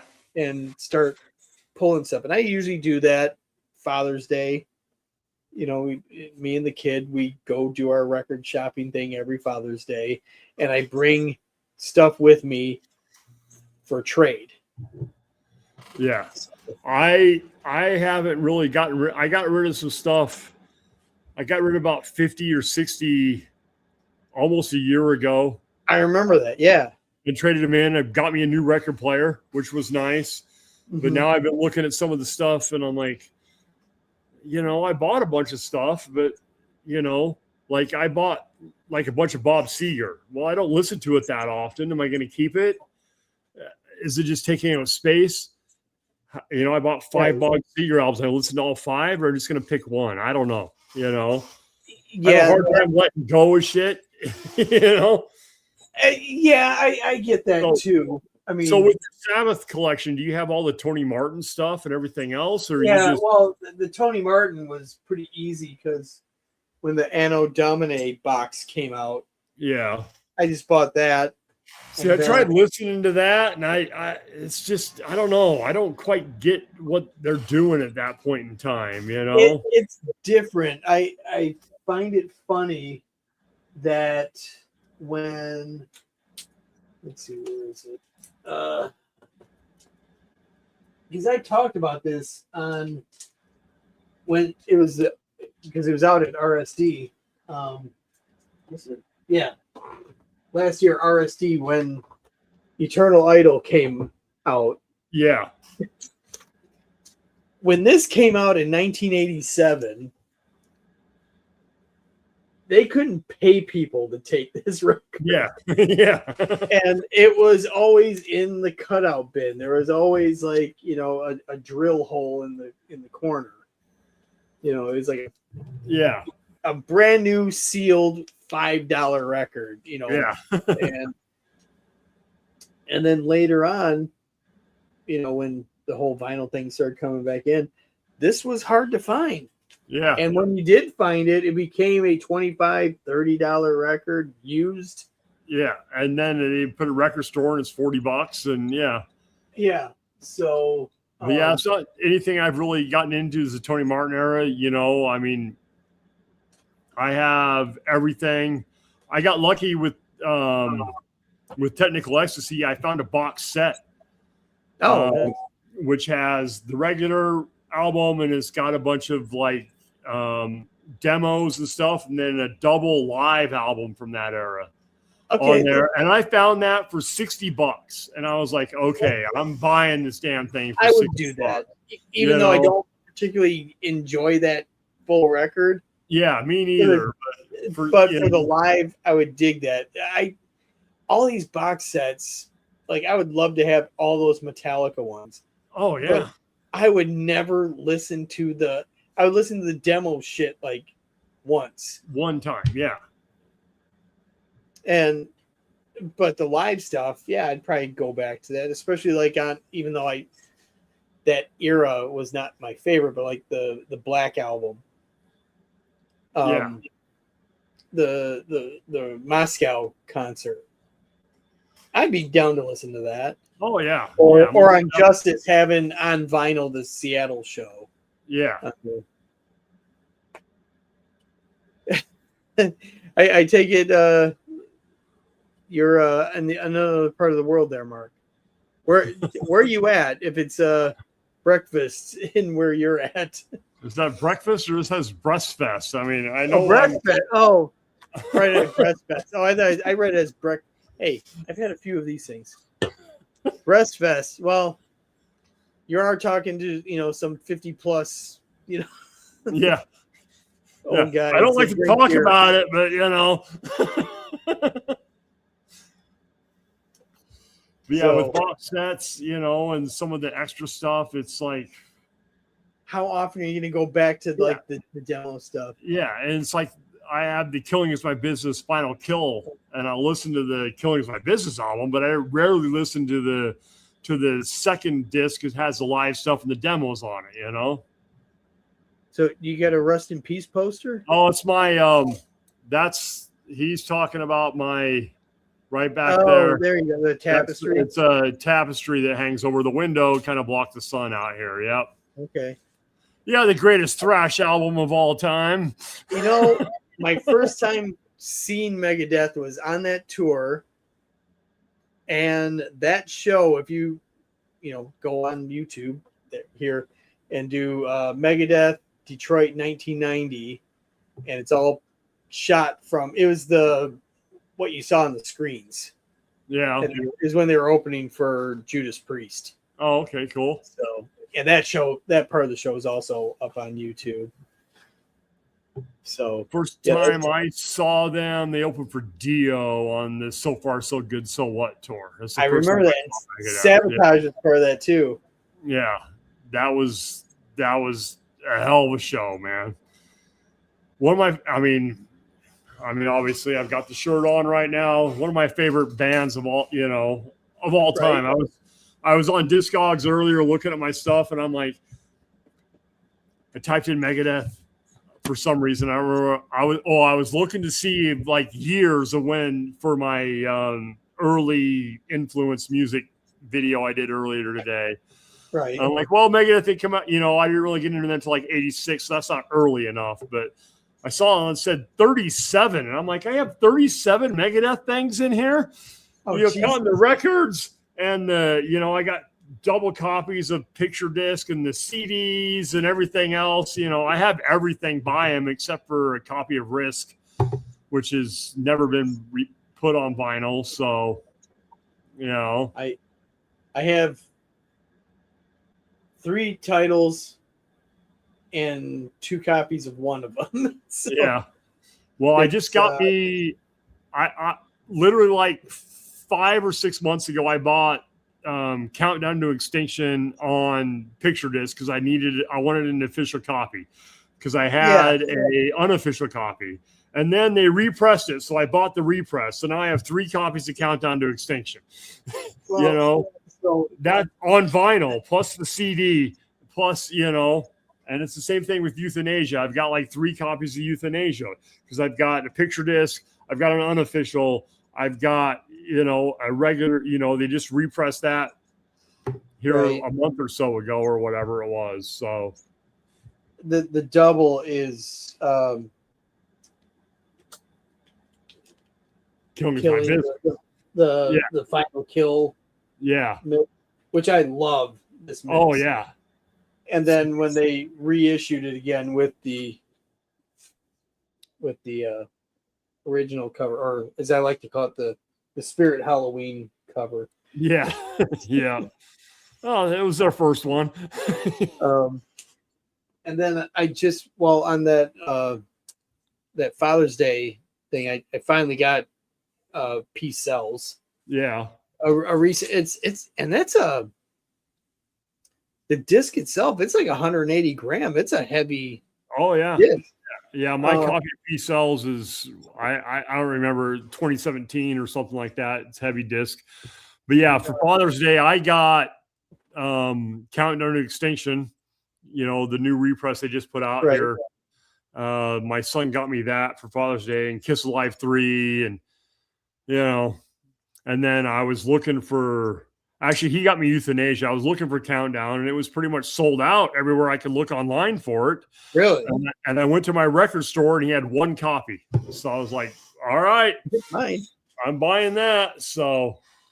And then the only other thing is this one with the new one. I love that record, man. With the lenticular. Oh, cool. I just got, that's one I bought, and it's on black vinyl, and I've seen all, they got so many different versions of it, different colors, and black. But this is through Amazon. This is the Amazon exclusive, was the lenticular. Yeah. So I think it's great. I love that record. I think it's awesome. I think it's good. What I enjoy about it. We talked about this before. I think the Ride the Lightning cover, especially tagged on the end, was unnecessary. Yeah. I mean, if they would have added in like an extra 7-inch of that. Yeah. Because what would be considered the final? Not obviously Ride the Lightning. What was it? The Last Note. Yes. If they would have ended with the last note. Yeah, because that's such a good song. I mean, it's just so emotional and everything else. The lyrics of that song, and basically Dave saying goodbye. That's a good place to end that record. Right. And then they throw on like, hey, remember I was in Metallica at one time? Yeah. What I do like about that record, though, is when you listen to it, you can hear like, it's almost like a retrospective of his career. Like, that song kind of sounds like it could have fit on Euthanasia. This song here sounds like it could have been on Countdown to Extinction. This one sounds like something from Peace Sells. It's almost like the style of all the songs combined. You can listen to it and say, that's from that era. This song is from this era. This one's from this one. And that's what I really like about it, is I feel like his style wise is covering the entire catalog. Yeah. I mean, I've never hit it that out of the big three. They're like my fourth, that I like out of them. Yeah. But because they haven't announced anything, I know that the tour is going to be like 2 or 3 years. Yeah. That's what he's been saying. So. And they haven't, announced anything anywhere near here. I might go. It depends on, again, if it's not in the middle of the week. Yeah. And it also depends on who's on the bill. Yeah. I mean, if it's like, for me, I'll go no matter what. I mean, I'm going to go no matter what, because I mean, they've been one of my favorite bands since then. I mean, I was always the Megadeth guy. Even back in high school, I had the denim jacket with the big Megadeth patch on the back of it. I was the Megadeth fan over a Metallica fan or anything else. I always, that was my band. Right. When it came to thrash music. So, I mean, I will not miss them no matter what, and it's always, to me, that's the band, I mean, Kiss is my band, Megadeth is my band. Those are the two big bands. If you ask me who my two favorite bands are, that's them right there. So,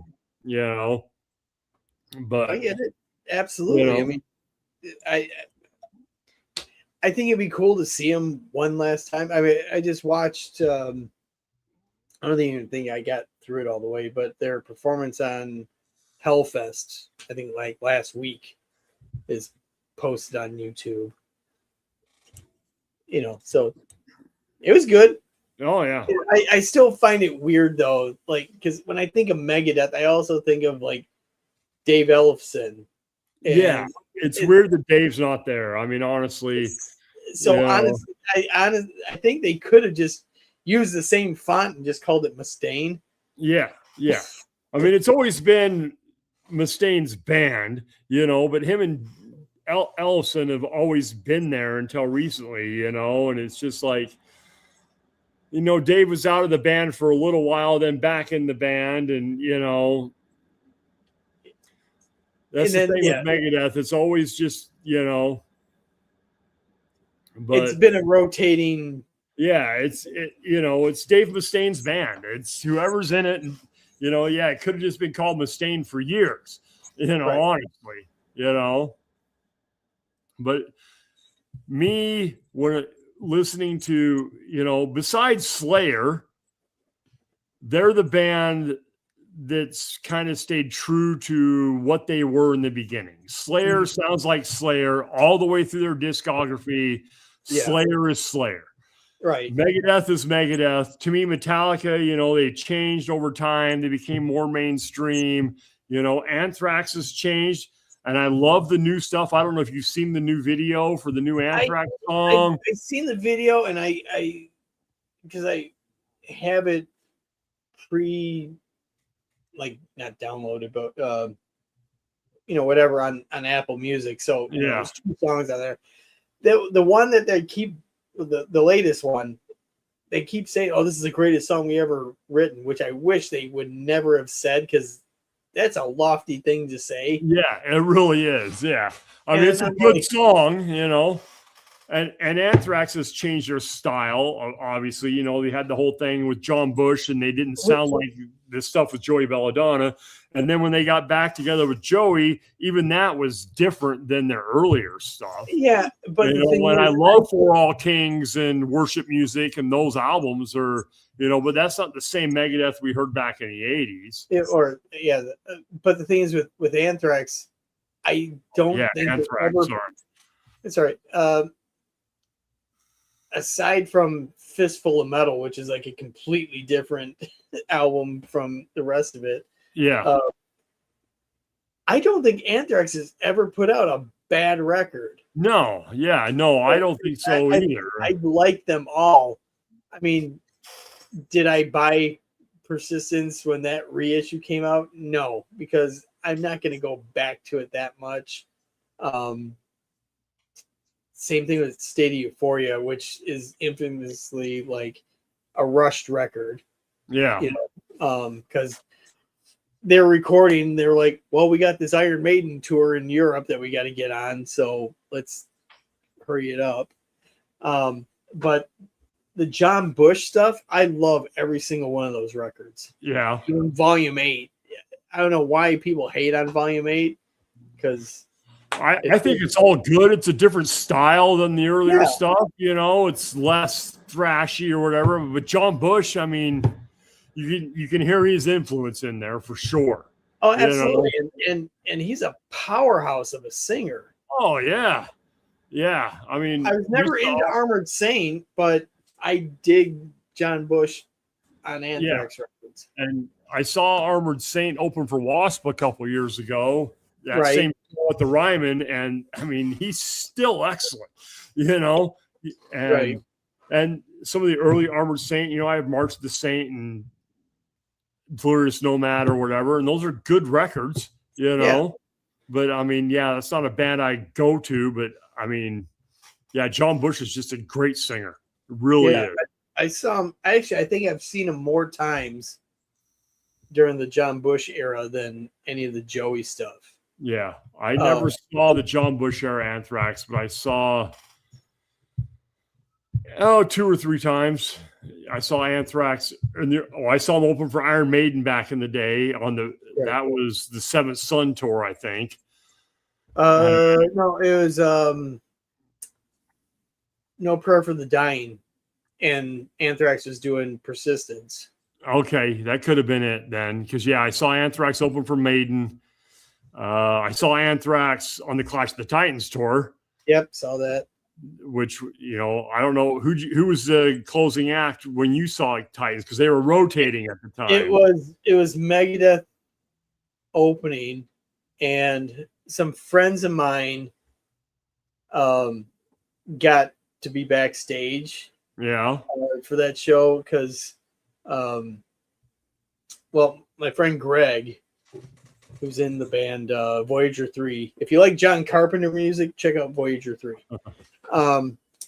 So he's a drummer, and he was also a Eagle Scout, and he was influenced to do like a clothing food drive because of the Who Cares Wins video. Yeah. And he actually got on MTV, and they did a story about him. And Charlie Benante got him, a snare drum because he found out he was a drummer, and so they got to do the whole backstage thing during Clash of the Titans. So and I think it's someone in Slayer is their birthday or something. So they brought out a cake and all this shit. But so backstage, you also got the monitors playing, what's going on stage. And they're all making fun of Megadeth because it's like, all right, here it comes the triangle of metal, when like all the three front guys are like facing each other and headbanging in unison. But Clash of the Titans was fun. I mean, that was seeing Alice in Chains early on, and Alice in Chains early on, and the one I saw was Anthrax started it, and then Megadeth played, and then Slayer was the closing act. Oh, okay. That's who because I know those three bands were rotating as to who get to be the closing act. And apparently, from what I understand, they all argued because none of them wanted to be the closing act because everybody was tired by the time the last band came on. I didn't even see Russ on here. My bad. Russ, if you're still watching, I will text him and see if he's up for this. See if he wants to hang out. Russ, okay, I'm like south of Seattle. He's north of Seattle. Oh, okay. And the couple of times we got together, it's funny because it's like we're the doppelgangers for each other. Shaved head, beard. Shaved heads and beards. I can't grow a beard. I can only grow the goatee. Nothing grows over here. My beard stops below my earlobes, so I look like an Amish guy if I grow my beard out. Oh, okay. It doesn't grow up here. I don't get the sideburns.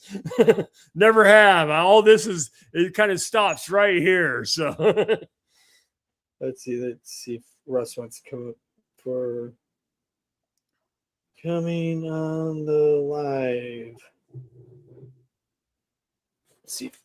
But anyway, so did you see Anthrax after, or you said you didn't see him on with John Bush at all? No, I never saw him with John Bush, and then I saw them after they reformed on the Worship Music Tour.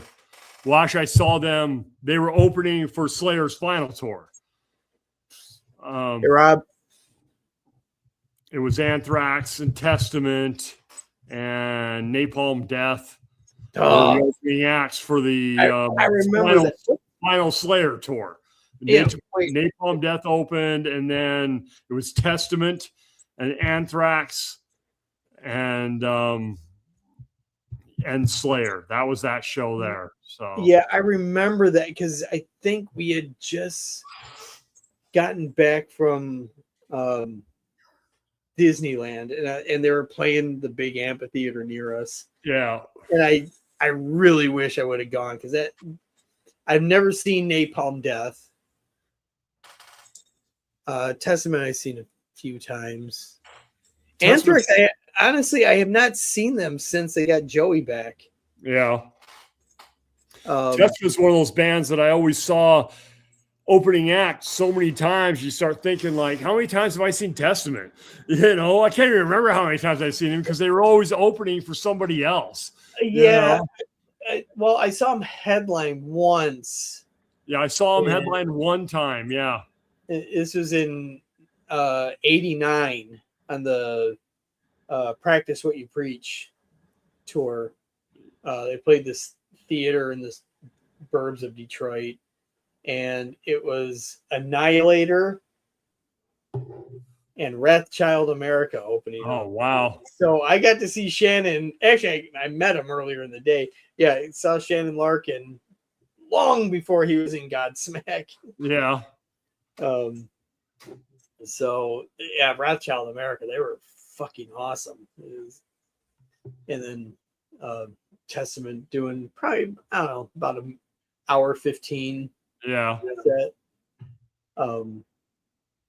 It was good. And actually that show, I think about seeing, YouTube videos of like people getting cameras into the shows from the 80s. I'm like, you have to know people because you remember They the were cameras back this then. big. I mean, these giant ass cameras with VHS tapes in them. You know, Yeah. I Yeah, did that one time. Metallica on the Black Album tour. I saw them, and then when they came back, they had something. They had a section they were calling taper tickets. So I bought taper tickets and rented a fucking camera that was it was giant. You know, it held a VHS tape. You could record 2 hours on, and I recorded that show. You know, from kind of in the back. You know, like basically front row, not on the floor, just kind of up in the riser a little bit, you know, and spend the whole time holding this giant camera going, I shouldn't have done this. You know, I should be down there where the fun is. What am I doing? You know? Right. Yeah. It's not like, you know, this anymore. Yeah. And I I remember still to this day don't understand this, the vertical. No, Like, I don't understand. I don't understand the I'm a guy when the show starts, I whip my camera out and I'll record maybe the first minute or two when a band first comes out, take some pictures, and then put it back in my pocket and enjoy the show. I don't get people who hold their cameras the whole time. Live in the moment. You know? Well, like when I did like my AC/DC video, when I went flew home for that, you know, I got like, you know, first verse and chorus. Yeah. Yeah, you do a couple of minutes and that's it, you know. You're never going to watch it again. Nobody's going back. I mean, I edited it to make a video to post on here, but nobody's going back in their phone and looking at their video of the concert they saw 2 years ago. You know, it's like recording fireworks shows. I never posted it. I mean, I could email it to you because it's really long. But I did one for the Metallica weekend. Yeah. I'll email it to you. Cool. It's all right. It's just by the time I got around to editing it, I didn't even really edit. I just put everything together. It's like an hour and 40 minutes. Yeah. Who'd you see? Who was your opening acts? Was it when you went to Metallica weekend? Was that the first Pantera? First night was Mammoth and Pantera. And then the second one was Ice Nine Kills and Five Finger Death Punch. Oh, okay. Which I was hanging out with my friends at the bar during Five. I do not like Five Finger Death Punch at all. They're a band I was into for a while, and then I'm just kind of like, all right, you know. The first time I saw them, a radio station in Salt Lake was doing their birthday show. Okay. And God, it was Korn, it was Five Finger Death Punch, and 6 a.m.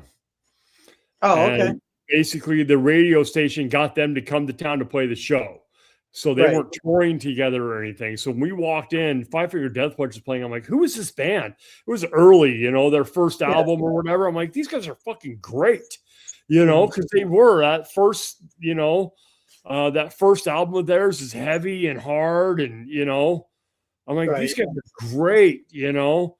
And I was into them until, I don't know, probably Wrong Side of Heaven Volume 1 came out. It was probably the last time. You know, now I just hear it. I'm like, okay, you're using your formula again. Play slow, let Ivan scream, be melodic, do a guitar solo, song's over. All right, next. Same song, same formula, same shit. You know, but those first couple albums are great, you know. It's just funny. I was telling my kid when Pantera was on, and you know, so there's people in the snake pit in there, and I probably 150 people in the pit. And I told her, it's like, you know, my first time seeing this band was in a club that held 1,500 people. Yeah. Except for no, the club held 1,500 people.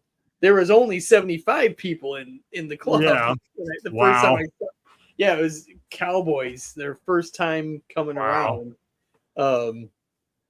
So they were basically playing to nobody, but they still treated it as if they were, playing Donington.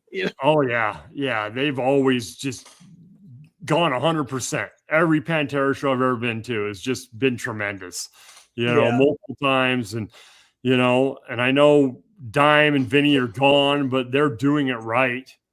Yeah. And I do appreciate when Zach is interviewed, he always refers it to the Pantera celebration. Yeah. Yeah. And, in the show when he's doing his, when he's playing Floods and stuff, and all the screens are all about Dime and everything. It's just like, it's obvious this is, what this is, but I mean, you can't fault Phil and Rex for wanting to go out and do it and continue to make money for the music they made. Why not? I mean, it's part of their legacy too. Yeah, exactly. And I don't think of it as a cash grab because, think about it. There's a whole generation that never got to experience that live. Yeah. They came here to Nashville, and my wife bought me and my son tickets for Christmas one year, a couple years ago. Right. And he was so excited that he got to see Pantera. He was 18 years old, and he's grown up with this music. I mean, he's grown up with me, and just the idea that he get to see Pantera, and I mean, why not? And it was a blast. Yeah, with Dime, God, how many times? 4 times? Yeah, because saw him once on Cowboys, that club show, and then twice, same venue, the big amphitheater outside of Detroit. The first time was with Skid Row, so we're talking Vulgar era. Yeah. And then they came around again with, they were sandwiched in between, Megadeth headlining and White Zombie opening. Oh, okay. And then I caught them on, it was Ozfest 97 when they did Southern Trendkill. So, yeah, I saw him a couple times. I saw him on Vulgar, and I saw him on Trendkill. I don't remember who the opening acts were or whatever, but yeah, I saw him a couple of times back then. Mm-hmm. So, and then this last time a couple of years ago. So, well, and I didn't get to see him during Reinventing the Steel. It was me and my roommate. We actually, we're digging on Pantera, but he and I, so this was 2001 when Reinventing came out. We went out east on a record shopping spree. So we went out to Pennsylvania, Rhode Island, New York to buy records. Oh, okay. In 2001 when no one was buying records. So that show was taking place while we were gone. So we didn't go because I think who was it? I want to say it was Pantera's headlining. I want to say Slayer was part of that. And I know Morbid Angel was on the bill too. But something you'll appreciate because you're a Kiss guy. I bought on that trip for $25-$30, which was a lot of money for a used record at the time. Yeah. 2001. Creatures of Night. But at the time, I know they recently reprinted this. Yeah. But still on Discogs, this is still like a median is like 250. Nice. Sounds okay. I mean, yeah. Glow in the Dark, notoriously, because this is a 95 pressing. That's the first Kiss album I ever had. I actually showed it tonight on my episode. Okay. a friend of mine when I was like in the 8th grade who got me into Kiss. And then we moved from Utah to Idaho, and on my like going away dinner or whatever, that's what he gave me as a going away present was that Coffee Creatures of the Night, which I still have. I remember you talking about that. Yeah. So yeah, I actually showed that today. That's a great record. It's arguably so heavy. I would say it's their second heaviest record. Yeah, me too. Well, everyone says, "Oh, Revenge is their heaviest record." I'm like, no. And I think you'll understand why. Unholy is the heaviest song on that record, but it's not doesn't make it the heaviest record. Yeah. Carnival of Souls is their heaviest record. Carnival of Souls is a heavy record, and it's such a different style. It's my son, that's his favorite Kiss record. He's like, this album is great. I mean, he doesn't like the rest of it. It's just not his style, but he loves Carnival of Souls. That, you know, I will stand by that record. I think it's awesome. I mean, it's just it's kind of grungy sounding or whatever, you know, but yeah, I mean, you can't say Kiss is like, oh, they were trying to go after the grunge sound with Carnival of Souls. Well, listen to Hotter Than Hell, because Hotter Than Hell is a grungy sounding record, and it's from 1974 or whatever, you know? Yeah, I mean, the production is garbage, which makes it a grunge record. But yeah, you know, but Hotter Than Hell sounds like Going Blind and stuff like that. It's just, you know, that slow, heavy, just dark sound, you know. Absolutely. But yeah, Carnival of Souls is a great record, you know. Fantastic but Revenge is a heavy record, but because of songs like I Just Wanna and stuff like that, it's got all that poppier Kiss sound to it. Yeah, but that's the thing. But everyone says that Revenge is a heavy record, but Unholy is like really the only real heavy song. Yeah. The rest of it sounds like a Kiss record, like a normal, you know. But Creatures of the Night is definitely heavy. The drum sound is, I mean, Eric Carr's drums and Creatures of the Night is just off the chain, man. You know, it's that, and honestly, to me, the other one is Look It Up. I mean, Look It Up, you know, songs like Exciter and stuff like that, just fast stuff, you know, Vinny just shredding the guitars, you know. I listened to that tonight, actually, and it's so good, and it's so much heavier than, I mean, not as heavy as Creatures, because Creatures has that heavy drum sound and everything else, you know, and songs like War Machine are a lot darker and stuff like that, but Creatures is very fast and, you know, or Lick It Up is very, you know, got that, you know, songs like Exciter and stuff like that. Lick It Up, the song itself is probably the worst song on the record. Yeah, you know? I don't think I've actually listened to the whole record of that. Though, what was it? It's either, I mean, it's the same company, but was it Sounds of Vinyl and You Discover? Like right now they're having like a 40% off sale, and one of the albums was Asylum, which I could get behind. That's got some really I mean, it's 80s Kiss, you know, but and I some enjoy cool that. songs on it. There are some cool songs on there. Like Who Wants to Be Lonely? Yeah. Fuck yeah. Stuff. Yeah, you know, it's good stuff, but you can hear in that, like in Asylum and Crazy Nights, because Gene was kind of out doing his movie stuff, it's more Paul than anything else. And you can tell by the songwriting it's Paul Stanley. I only heard most of it, you know. Crazy Nights, whatever they played on MTV, that's all I heard. So it's just like, that was, well, it was also 87 at the time. Yeah, somewhere around there, yeah. So I am neck deep in Anthrax. Yeah, Slayer. me too. Yeah, I'm neck deep into thrash music. You know, I'm like, okay, well, it's Kiss, so I'm going to listen to it because it's Kiss. But yeah, I am into Megadeth and Metallica and Anthrax and Slayer and Overkill and Testament, you know.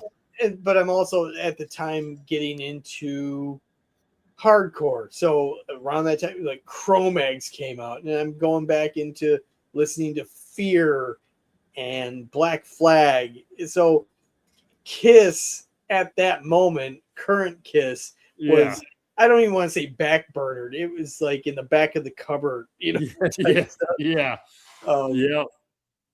It wasn't until probably about 90 me and my best friend Chuck, we both kind of like, let's go back and listen to some of this stuff again. We got really into the old stuff again. Yeah. And I remember it was a Sunday because I'd always go to his house on a Sunday about 11 o'clock, pick him up, and we just ride around, just do stupid shit. We're both like, 20, 21 years old. And we're listening to the radio at the time, and, the ad for, Kiss, the Palace of Auburn Hills tonight. And I'm like, I look at him like, you want to go see Kiss tonight? All right. So we go to the department store and get these nosebleed tickets. It was a Hot in the Shade tour. Yeah. And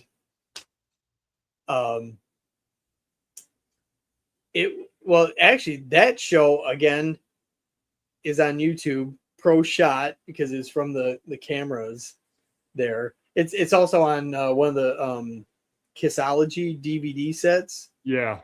So if you look up Kiss Detroit 1990, that's the show. Earlier in that day, again, like I was saying, we were autograph hounds, went to the hotel. Oh, wow. That's awesome. And Bruce Kulick was out there kind of like, hey, I could sign autographs. I'm like, you're not touching this shit. No, you're not on these records. I'm like, don't get me wrong, killer guitarist. I don't have anything to sign. And the other thing that was weird, in front of the hotel, there's a taxi cab with its hood up. And I'm like, what's the deal with this? Oh, that was going to be Eric's cab. He was going to, get up there early to do something. So some fans took him up there. And I'm like, I look at my friend Chuck. I'm like, dude, we were 30 minutes too late. I mean, I would have told you to sit in the back seat. Yeah, no kidding, right? Taking, Eric up to the fucking concert. And it was the day before my birthday, too. So the thing about 80s Kiss is Bruce was an excellent guitar player. Mm-hmm. Bruce was an excellent guitar player. His work on that, I mean, I've been a Kiss fan for a long time, and Ace is always going to be Ace, but Bruce, in my opinion, is probably the best guitar player they ever had. Because Ace's style for what he was doing in the 70s is great, but when it comes to technicality and just the technical player of the guitar, the better guitar player is Bruce Kulick. Yes, I mean, Tommy Thayer, not knocking him, but it just. Yeah, he's trying to be Ace. He's just doing Ace's stuff. And, if you listen to the Black and Blue stuff that he's on, because he was in Black and Blue beforehand. Right, yeah. It's decent stuff, where it's just 80s, pop metal type music, and Black and Blue was a good band. But, yeah, nothing about Tommy Thayer stands out as a great guitar player. He's a working man's guitar player. Yeah, they did Monster and Sonic Boom, yeah, which I've kind of come to enjoy more now than I did back in the day. Monster's actually a pretty good record. I never really gave it a chance, but actually I've been listening to it recently, and I'm like, it's actually a pretty good record. I'll have to check it out. Funny, because I know you probably heard Steve talking about it. It's like, that's his favorite record. I'm like, yeah, I know. I'm like, this is your favorite Kiss record? Out of all these Kiss records, this is your favorite record. Yeah. I mean, I don't knock anyone for it. It just, as a long time Kiss fan, like Love Gun, Rock and Roll Over, Revenge, Lick It Up, Creatures of the Night. I mean, there's a whole bunch of stuff that is way better than Monster. But Monster's not a bad record. It's history that he has of Kiss, though, is like, I know. Steve has been around forever, Well, yeah, I mean, him and Jesus went to school together. And, his musical his music volume of knowledge is unbelievable, you know? But you know of his like first time seeing Kiss. Yeah, he's mentioned it before that. We're in a high school gymnasium Yeah, with Rush opening. yeah, yeah. He saw the Kiss Rush tour, the world famous Kiss Rush Yeah. tour. Yeah, when they were both basically unknowns. Yeah, but not in a theater, not in an arena, in a high school gym. Yeah, you know, How so, fucking wild. yeah, that's wild. So Yeah, so to find out Monster is like, wow, that's weird. But yeah, I'll have to check that out again. I mean, I bought Sonic Boom when it came out. I don't even know if I still have it. I'll have to check on disc. yeah. I want to say there's a second disc because I think there's a like a Walmart exclusive at the time. Yeah, when it first came out, it was only available at Walmart. Yeah, but isn't there like that's the only place you could buy it. Wasn't there a second disc in the CD? I don't remember, honestly, because all my CDs are up in the attic, so I don't have them accessible. But I mean, I saw them on that. Sonic Boom had just come out, but they were doing the Alive 35 tour at the time, and actually the what's the song the Delilah, Modern Day Delilah. Yeah, they shot the video at Kobo. Oh, okay. The night before the shows. So it was weird that they're touring for that record. They played that song. I don't think they played any other songs from that album. So they were just kind of more celebrating, the Alive record. Yeah.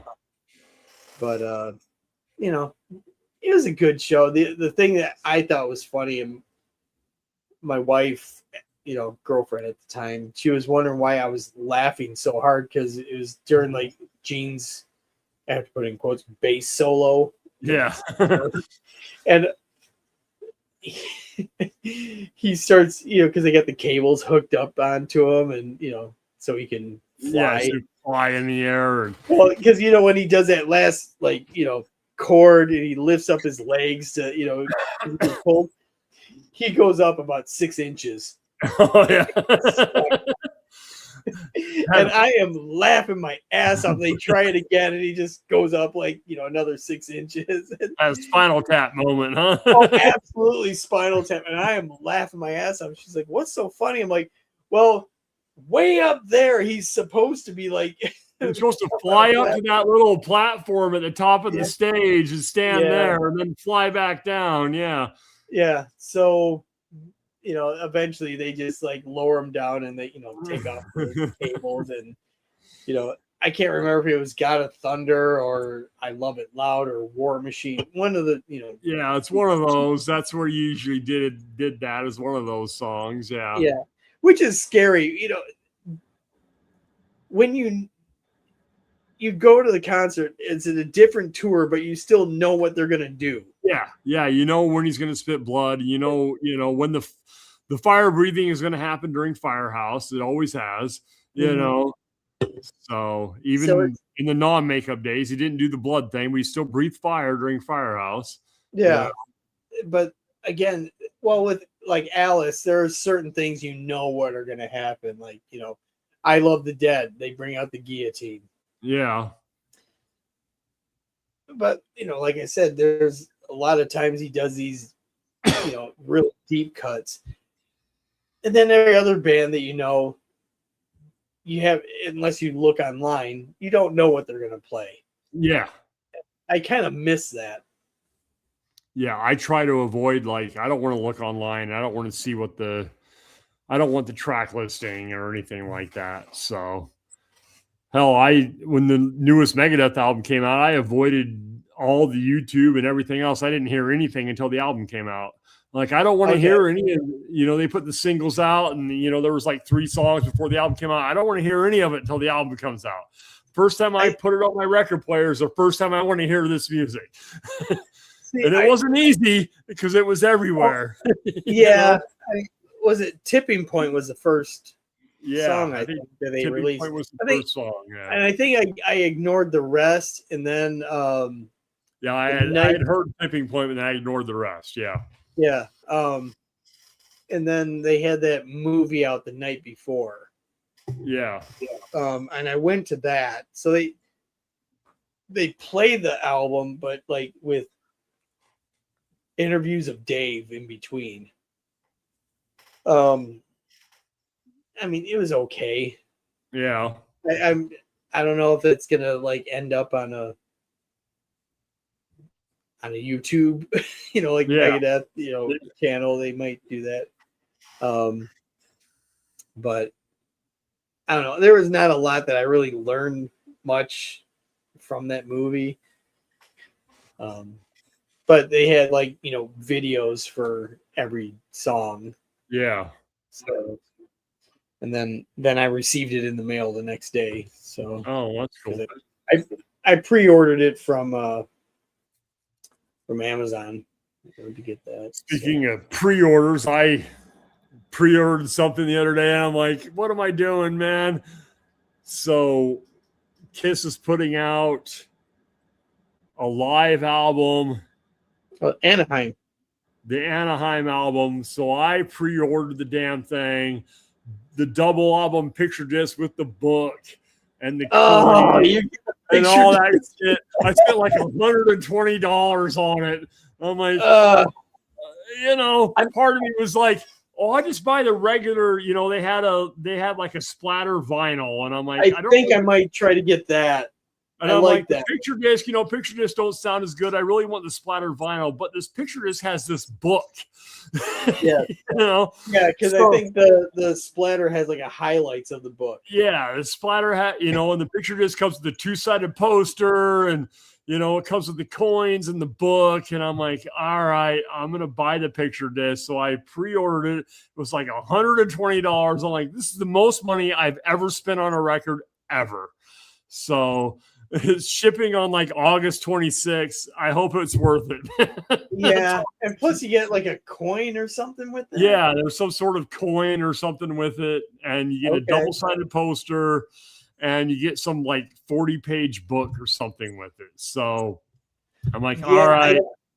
I mean, the thing is, I thought about like either the splatter without the book or the picture disc. But I'm also thinking, I'm not going to listen to it that often. It's a live album from like 76 or whatever it is. Yeah. I'm not going to spin it that often. So it doesn't have to be like perfectly sounding. So I'll take the picture disc because I know the picture disc isn't going to sound as good as a regular splatter, but I'm not going to spin it a bunch of times. So, but yeah, I caved and did it.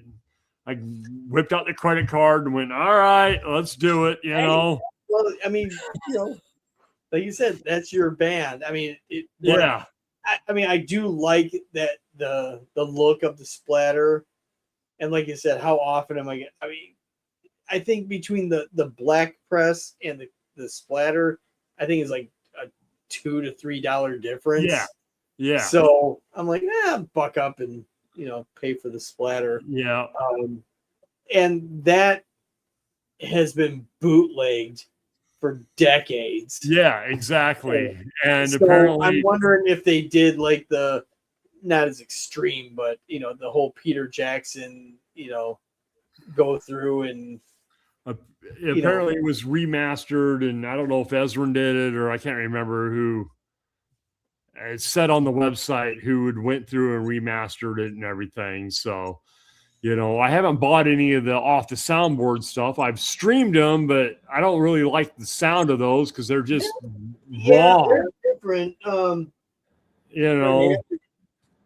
buddy Anthony, he VCLT'd me the Donington show from '96. It's good. I mean, it's obviously from the soundboard. Like the first couple songs, like Gene's bass is like just right in your face. Yeah. And what I noticed about the soundboards that I was listening to, it's like Paul's talking to the crowd, but you can't hear the crowd because it's not on the board, you Right. know, and that type of stuff. Although the one I would think about getting, I think they did one from the 80s or whatever. So they did the one with, it's got Mark St. John and Eric Carr on it, you know, and rare. But there's also another rare one.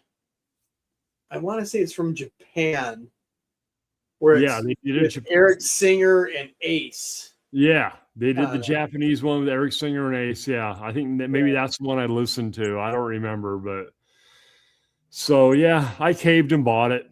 So it is what it is, you know. But probably in that price point, I almost got it, but it's too much. Because I'm like in that 90s industrial thing. There's this thing called Murder Inc., which originally was supposed to be a Killing Joke record. Okay. So it's Geordie Walker on guitar from Killing Joke, Paul Raven, Killing Joke, Martin Atkins at the time on drums. But they couldn't find Jazz Coleman, the singer, because he would often just like go somewhere and not tell anybody. Yeah. Like 1990. They couldn't find him. So they got like all this music for a Killing Joke record. So they got Chris Conley, who is famously from Ministry, Revolting Cocks, Pigface stuff.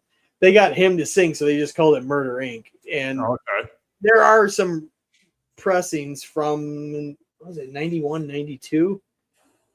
But Martin Atkins reissued it last year as a double disc, but it's got all these other tchotchke kind of stuff, and it's like $125. Yeah. Like, I want it, but man, it's a double disc, and like I said, with all this extra shit that I'll look at like once or twice. Yeah. Am I really gonna listen to it? And it's not on streaming either. One song's on streaming. Oh. And I'm like, I mean, I have the CD of it, but I don't play CDs. Yeah, I have CDs. I never play them too. Well, I don't have a CD player. I mean, I could put it in my Blu-ray player, but it's on a sound bar, so it sounds like shit anyway. Yeah, I have a Blu-ray player, and then I got it hooked up to my stereo. But if I put a CD in, it just overpowers everything because I bought a used one at Goodwill or whatever. There's no remote. I can't control any of the volume controls from the DVD player, and it just blows out my stereo. It's like the output is too high. Oh, okay. I've been looking at CD players, and I'm like, am I going to spend $200 on a CD player?